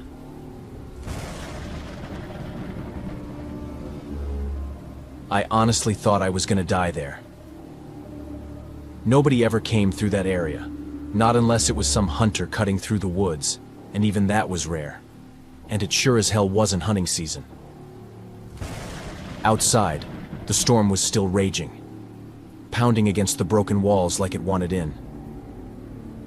I remember lying there, tied up, soaked, and freezing, knowing no one was coming.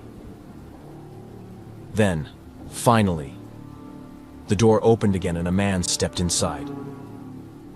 For a split second, I felt pure terror, and then relief. It was Mr. Buck, our closest neighbor. He was the kind of guy who'd give us potatoes when we couldn't afford dinner. For a heartbeat, I thought maybe he'd been the one who took me. But the panic in his voice killed that thought fast. He was there to help. He rushed to untie me, asking questions I couldn't even process.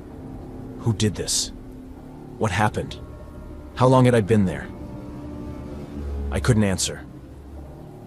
I just kept whispering, "Thank you," and begging him to hurry. Then the door slammed open again. Another man, the same shadow I'd seen in the woods, was there.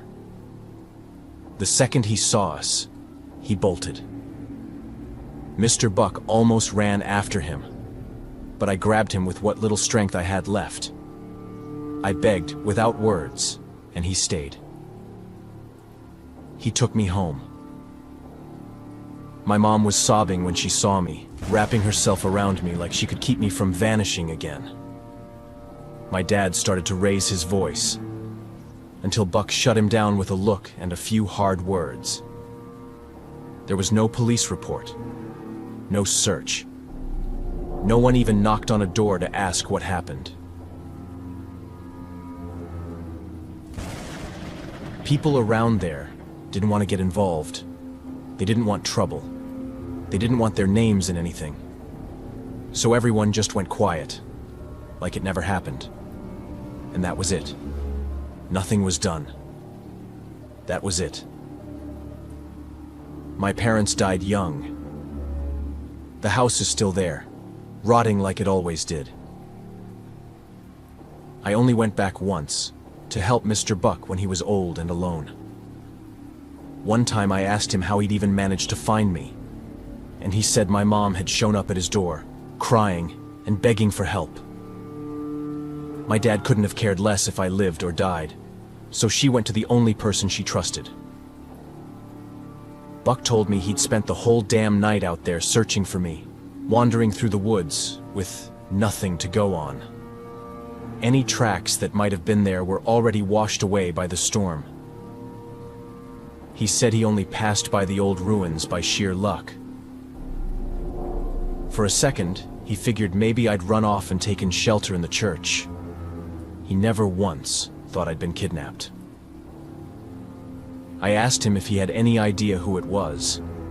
He said he had his suspicions, and if he was right, that man had been rotting in the ground for a long time. After he passed, whatever tie I still had to that place died with him. I've never gone back. I don't plan to.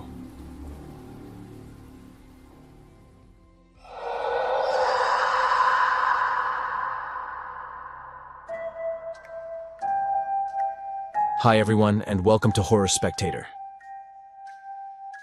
If you're new here, consider subscribing. We dive deep into the darkest, most chilling real-life horror stories out there. And if you're a returning viewer, I'm so glad to have you back, friend. In this video, we're sharing 3 absolutely disturbing stories from people who were in the Appalachian Mountains during the first week of November. That time right after Halloween, when the air turns cold and the woods start to feel genuinely gloomy. There's something about that shift, when the nights grow longer and the silence in the forest feels heavier. In my opinion, these stories capture that feeling perfectly. Now, dim the lights, get comfortable, and let's head back into the mountains. And remember, viewer discretion is advised.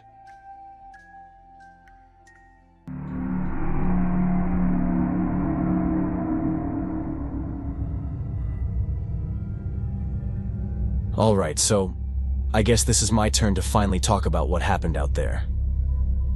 I've kept quiet for years, partly because I didn't think anyone would believe me, and partly because I didn't want to believe it myself.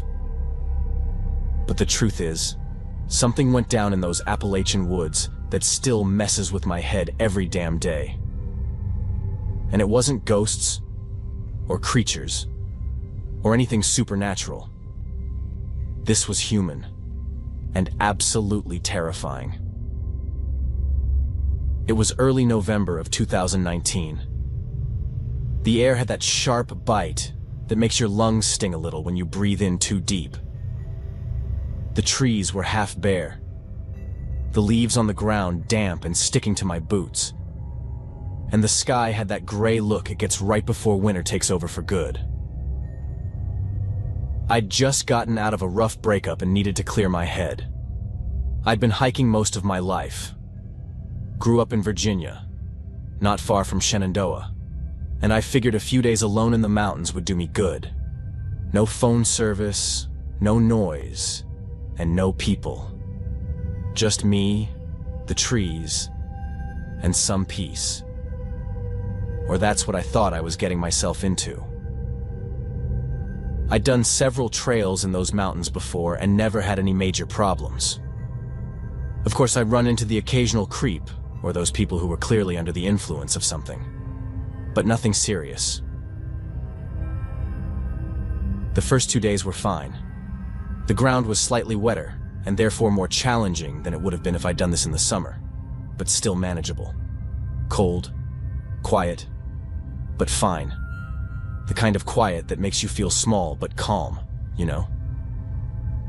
I had my little tent, my gear, food packed for 5 days.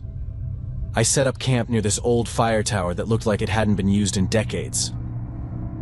The steps were half rotted, and someone had carved words into the railings. Random names and dates, the usual graffiti you find out there. But one carving stood out.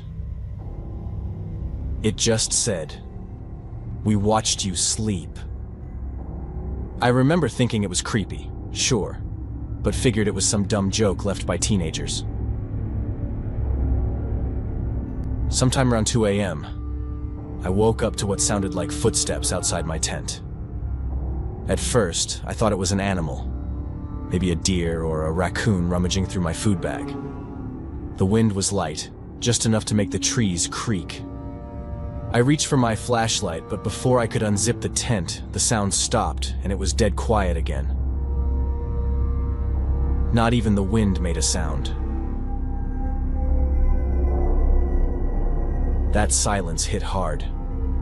Anyone who's been deep in the woods knows that feeling. Something's off. I stayed still for a long time, listening. But after several long minutes with nothing happening, I went back to sleep. The next morning, frost covered everything and my food bag was gone. Not torn up, not dragged off, just gone. Rope cut clean. Whoever took it knew what they were doing. I found a few bare footprints in the dirt near the tree where I'd hung it, small ones, and another set that looked bigger and wider. It was annoying, sure, but I wouldn't say it was terrifying. I mean, yeah. It's always unsettling knowing someone got close enough to your camp while you were asleep, especially if they stole food. But it wasn't exactly uncommon. It had happened to me a few times before, so I didn't freak out. I had extra energy bars and sealed stuff packed in another bag anyway. I always came prepared for that kind of thing. By mid-afternoon, I started hearing movement off the trail. The kind of sound that's not constant, but just enough to let you know you're not alone. A branch breaking, a soft rustle, like someone taking a careful step. The light was fading early, the way it does in November. That weird in-between where it feels like night even though it's only 4 o'clock. I tried to shrug it off, but then I noticed something else. Pieces of my gear, stuff I hadn't even unpacked yet, were missing when I set up camp that night. A small knife, my backup lighter, even my headlamp. Just gone. Could it be that they hadn't only stolen my food? The only time of day I'd set my things down had been by a creek to cool my hands and neck. At that time, I'd heard a noise nearby, but when I looked toward where my stuff was, I didn't see anyone. Still, my gut told me that the theft the night before hadn't been an isolated thing. I'd heard footsteps around me, small noises, and together it painted a picture that I was being followed. Even without concrete proof, our instincts often know what they're doing. Even when our brain tries to come up with logical explanations, instinct exists for a reason. When you're in the middle of nowhere, you need to listen to it. That night, I barely slept. The cold made my breath fog up inside the tent, and every sound felt amplified. I kept telling myself I'd hike out the next morning, cut the trip short, call it what it was. A bad vibe. But before sunrise, I woke up again. This time, I wasn't alone.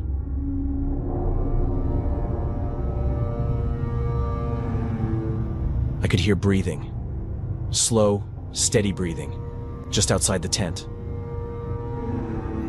I didn't move. Didn't even dare to blink. The breathing stopped after maybe 10 seconds, and then I heard someone whisper something that sounded like, "Don't look." When I finally worked up the nerve to unzip the tent, there was no one there. But on the ground, right outside the flap, was my knife, stuck blade first into the dirt, the same one that had gone missing the day before. I couldn't make sense of it. Had they regretted it and come to return things? Or maybe one of them had changed their mind. I really can't find any meaning in what I saw that morning. All I know is that I packed up in under 10 minutes and started hiking out. I didn't eat, didn't stop for water. I just wanted out. The cold morning air burned my lungs as I climbed uphill, but I didn't care. Every sound behind me felt like footsteps. Every gust of wind sounded like someone breathing down my neck. And the feeling of being followed never left. I know a big part of it could have been just in my head, but I've always preferred to play it safe. So I just kept walking. Every so often, I'd catch a glimpse of movement through the trees. Always behind me, always at a distance. Once, I turned around fast enough to see someone duck behind a tree. That's when I got confirmation that it wasn't in my head. I saw him. I was being followed by a man. I just told him not to come any closer, that I was armed, and I kept walking.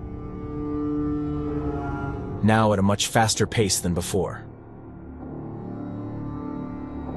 Around noon, I reached a section of trail where it split in two. Left toward the ridge, right toward the main road.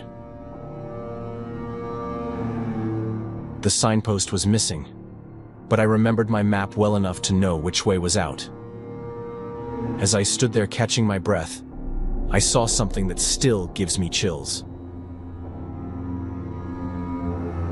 Hanging from a branch right above the trail marker was my food bag, the same one that had been stolen. Clean, tied back up, like it was being returned. I didn't even touch it. I didn't want to know what was inside, or how they'd gotten that far ahead of me to hang it there. Just like that morning, it didn't make any sense. They were clearly having fun with me.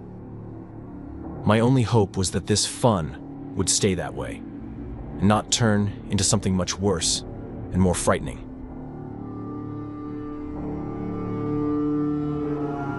Then, from far away, I heard someone say, "Run," and I ran. I knew that word was meant for me, and I knew I was being hunted. I ran until I couldn't anymore. Only then did I stop to catch my breath, then kept going. By the time I reached the parking lot hours later, the sun was already setting. The air had that biting cold that creeps into your bones. I was shaking so bad I could barely start my car. I filed a report that night with the local sheriff. They took it seriously at first, asked me a bunch of questions, checked the lot, the trailhead, everything. A week later, the deputy called me back and said there was no evidence of criminal activity. They said if they got any other reports like mine, or if any lead came up, they'd let me know. Honestly, it didn't seem like one of those cases where they just didn't care. It seemed like they were genuinely interested and really tried to help me. But whoever had followed me in the forest knew what they were doing, and knew how to leave no trace. That was the last I heard from them. It's been 6 years now, and I haven't been back to those mountains. I still hike, but never alone. And sometimes, when I'm out in the woods, I get that same eerie silence again. That same feeling that something's just out of sight. And yes, it's a dramatic thing to say. But that doesn't make it any less real for someone who went through what I feel I went through.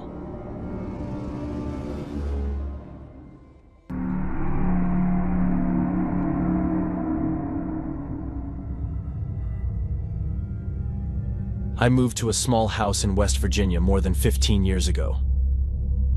Back then, I was quiet, introverted, the kind of guy who preferred silence and space over people. I'd grown up with my grandparents, helping them on their farm, and hard work never bothered me. If anything, it gave me a sense of peace. At that time, buying my own property wasn't even close to possible.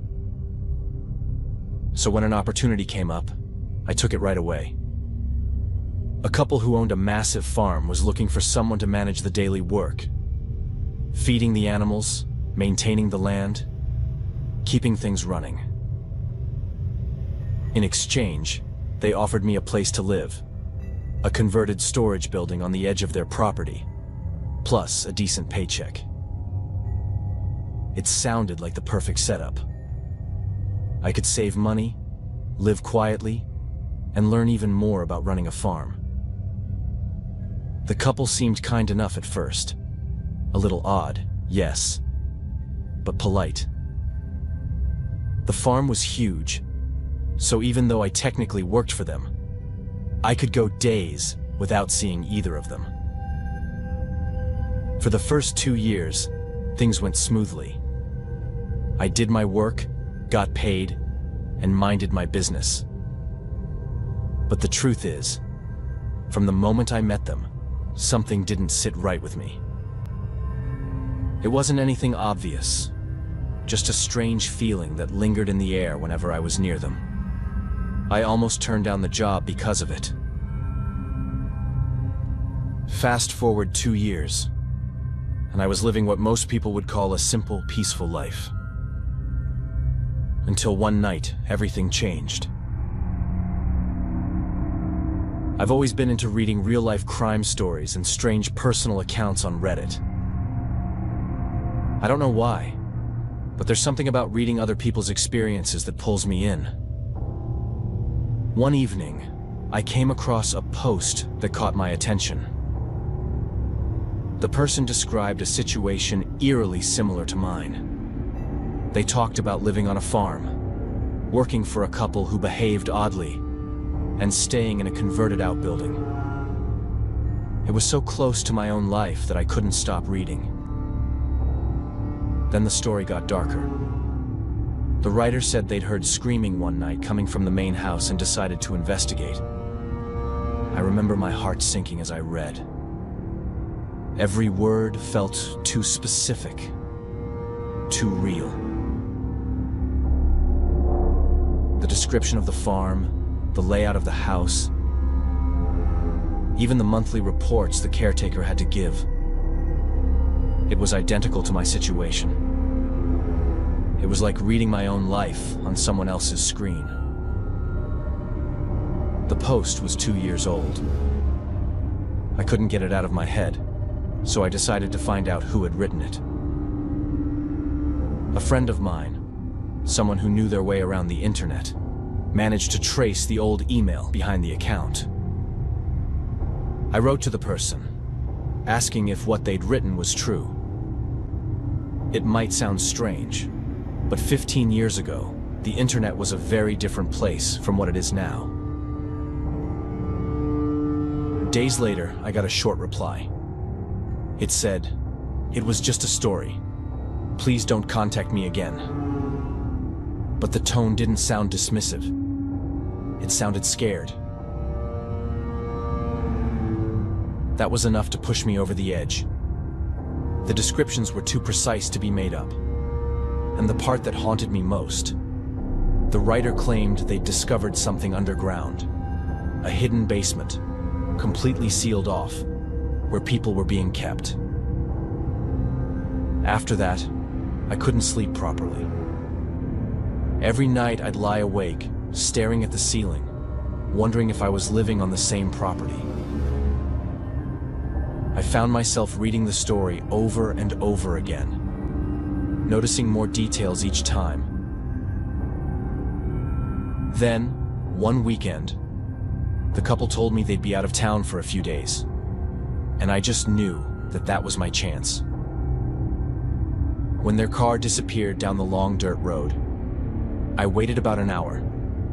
then walked up to the main house. Obviously, the front door was locked tight. I was even prepared to make it look like a break-in, to stage an attempted robbery, just to prove how obsessive I'd become. The house was old, but unbelievably luxurious. There was no way a farm could be that profitable, or could it? And when I say luxury, I mean extreme luxury. I checked every room. The kitchen, the living room, their bedroom. Nothing seemed out of place. But I knew I was just stalling, avoiding what I really needed to do. Heading toward the kitchen, the area that led down below, to the basement where, supposedly, hell itself existed. I decided it had to be now or never. I went back to the kitchen and pushed open the door that led down to the basement, barely visible. I pulled it open, and a narrow staircase led down into the dark. The smell hit me halfway down. Something foul. Like rot mixed with rust. The air was damp and heavy. When I reached the bottom, I realized this wasn't a regular basement. The contrast with the rest of the house was staggering. An absolute shock. The walls were concrete, and the only light came from a single bulb hanging by a wire. The door had to be completely forced open, but I finally managed to get it. There were two men down there. They were crouched in the corner, both of them filthy and shaking.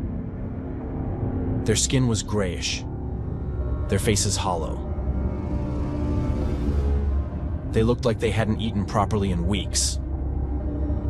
They looked at me like they were staring at a monster, completely terrified. Neither of them spoke English. I kept saying, "It's okay. I'm not here to hurt you," over and over, hoping they'd understand. After a few seconds, I pointed toward the stairs and stepped aside. They hesitated, then just bolted. I followed them up, and when we got outside, they ran through the fields, barefoot, straight toward the line of trees at the edge of the property. I could see the bruises on their backs, dark and deep. Before disappearing into the woods, they turned around and bowed, just slightly, like they were thanking me. That broke me. My legs gave out, and I remember sitting there in the dirt, shaking uncontrollably. I didn't understand what I'd just seen, but I knew I had to do something. I went back inside, desperate to find proof. Papers, photos, anything that would expose those monsters. But there was nothing. Every drawer, every cabinet was empty. It was like the house belonged to two completely normal people. Sweet, even. After that, everything happened way too fast. I was in what looked like an office, going through the drawers, when I heard the distant sound of a car and the front gate opening. They were back. I ran out the back door, through the fields. I didn't grab anything from my place, not even my ID. I knew they'd realize I'd been inside their house. I just kept running until I reached the main road and called a friend who lived a few towns away. He picked me up, and I stayed at his place that night. But around 4 in the morning, someone knocked on his door. 2 men. They said they were police officers. I actually felt relieved for a second. I thought maybe I could finally report what I'd found. But as soon as he opened the door, they forced their way in. They beat us both until everything went black. Before I lost consciousness, one of them leaned close to my ear and said, "If you talk, next time you won't get a warning." I have no idea how they found me there, but the truth is, they did. That was more than 15 years ago. Since then, I've changed my name twice. I've moved across different states, lived under the radar, always looking over my shoulder. I sent anonymous reports to the police years ago, but nothing ever came of it. From what I've heard, the farm's been abandoned for over a decade now. No one knows what happened to the couple. Maybe they packed up and moved their operations somewhere else. Maybe they were caught and silenced. Maybe they're still out there, living quietly, pretending to be just another elderly pair in the countryside. All I know is that I still see those men's faces when I close my eyes. Their hollow eyes, the bruises, the way they bowed before running into the woods. And I still wonder, every single night, if they ever made it out alive.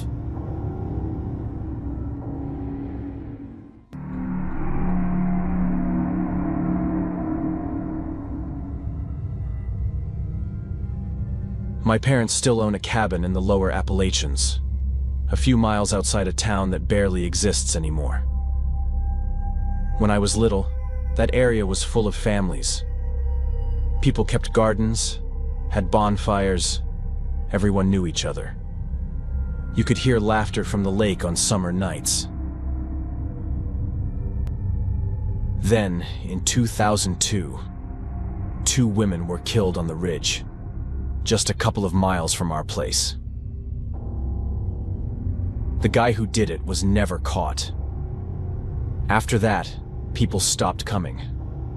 Houses were left empty. Within a few years, it felt like most of the hollow had just given up. We stopped going as much too. My parents tried to keep it up, but the roof started to sag. The road to the house washed out a little every winter, and there just wasn't any reason to go. By the time I left for college, it was basically sitting empty, except for the few times my dad went to check it after a storm. A few years later, they decided to rent it. Nobody wanted to live there.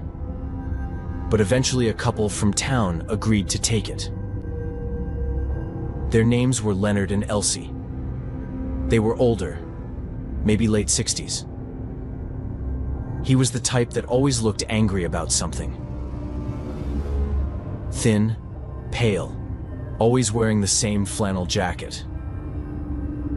People in town said he yelled at his wife a lot. My mom didn't like the idea. But my dad said beggars can't be choosers, and it was better to have someone paying rent than let the place rot. For a while, everything seemed fine. Leonard kept to himself. He fixed the fence, mowed the grass.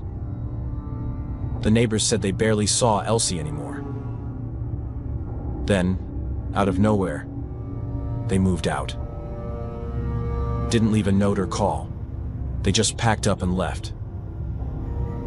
My parents figured he must have found somewhere cheaper closer to town. About a year after that, we all went back together. It was November, cold and gray. The kind of cold that seeps into everything. The plan was just to stay a few nights, check if the pipes had held through the last winter, and maybe decide whether to sell the place. My sister brought our cat, Willow. She was gentle, the kind of cat that made friends with everyone. My mom said she'd keep the place from feeling so empty. The first couple of days were normal. The house smelled musty, but familiar. We spent the day cleaning, went into town for supplies, that kind of thing. Then, on the third morning, we found Willow lying under the back steps, twitching, drooling. My mom started crying before anyone could even speak. My sister grabbed her and ran for the car. She drove faster than I've ever seen her drive in my life. The vet said it was rat poison. Said she'd have died within an hour if my sister hadn't gotten her there that fast. We didn't keep poison in the cabin. Never had. We didn't even have traps. The vet said the amount was deliberate and definitely not an accident. After that, things started feeling wrong. We noticed cigarette butts in the driveway that hadn't been there before. The motion light over the porch came on in the middle of the night even when there was no wind. Once, my dad found muddy boot prints by the side door. He said it was probably from the plumber who came by earlier in the year, but the prints looked fresh. A few nights later, something hit the side of the house. Not loud, just one hard thump, like a boot against the wall. When we checked outside, the porch light flicked on. The yard was empty, but I swear I could smell smoke, like someone had just been standing there. My mom didn't sleep at all that night. She kept checking the windows. The next morning, my dad found the basement door cracked open. It was locked from the inside when we'd arrived. He didn't say anything, but I could tell it rattled him. We cut the trip short.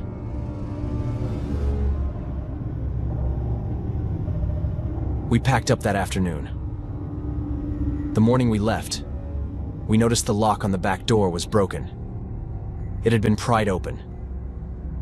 Inside, nothing was taken. But the air felt stale, colder somehow. My mom said it smelled like cigarettes again. A week later, the sheriff called. He said a neighbor had seen Leonard's old pickup parked near the end of our road at night. The man hadn't spoken to anyone, just sat there in the dark for hours. They tried to find him afterward, but the truck was gone. No record of where he went. My parents haven't been back since. The house still stands, but no one lives there. The porch light's probably still broken. Willow's still alive.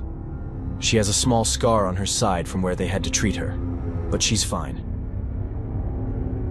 I try not to think too much about that. I don't believe in curses or ghosts. But sometimes, when I picture that cabin, I see it how it looks now. Empty, half swallowed by trees, the road nearly gone. And I wonder if maybe Leonard never left the ridge.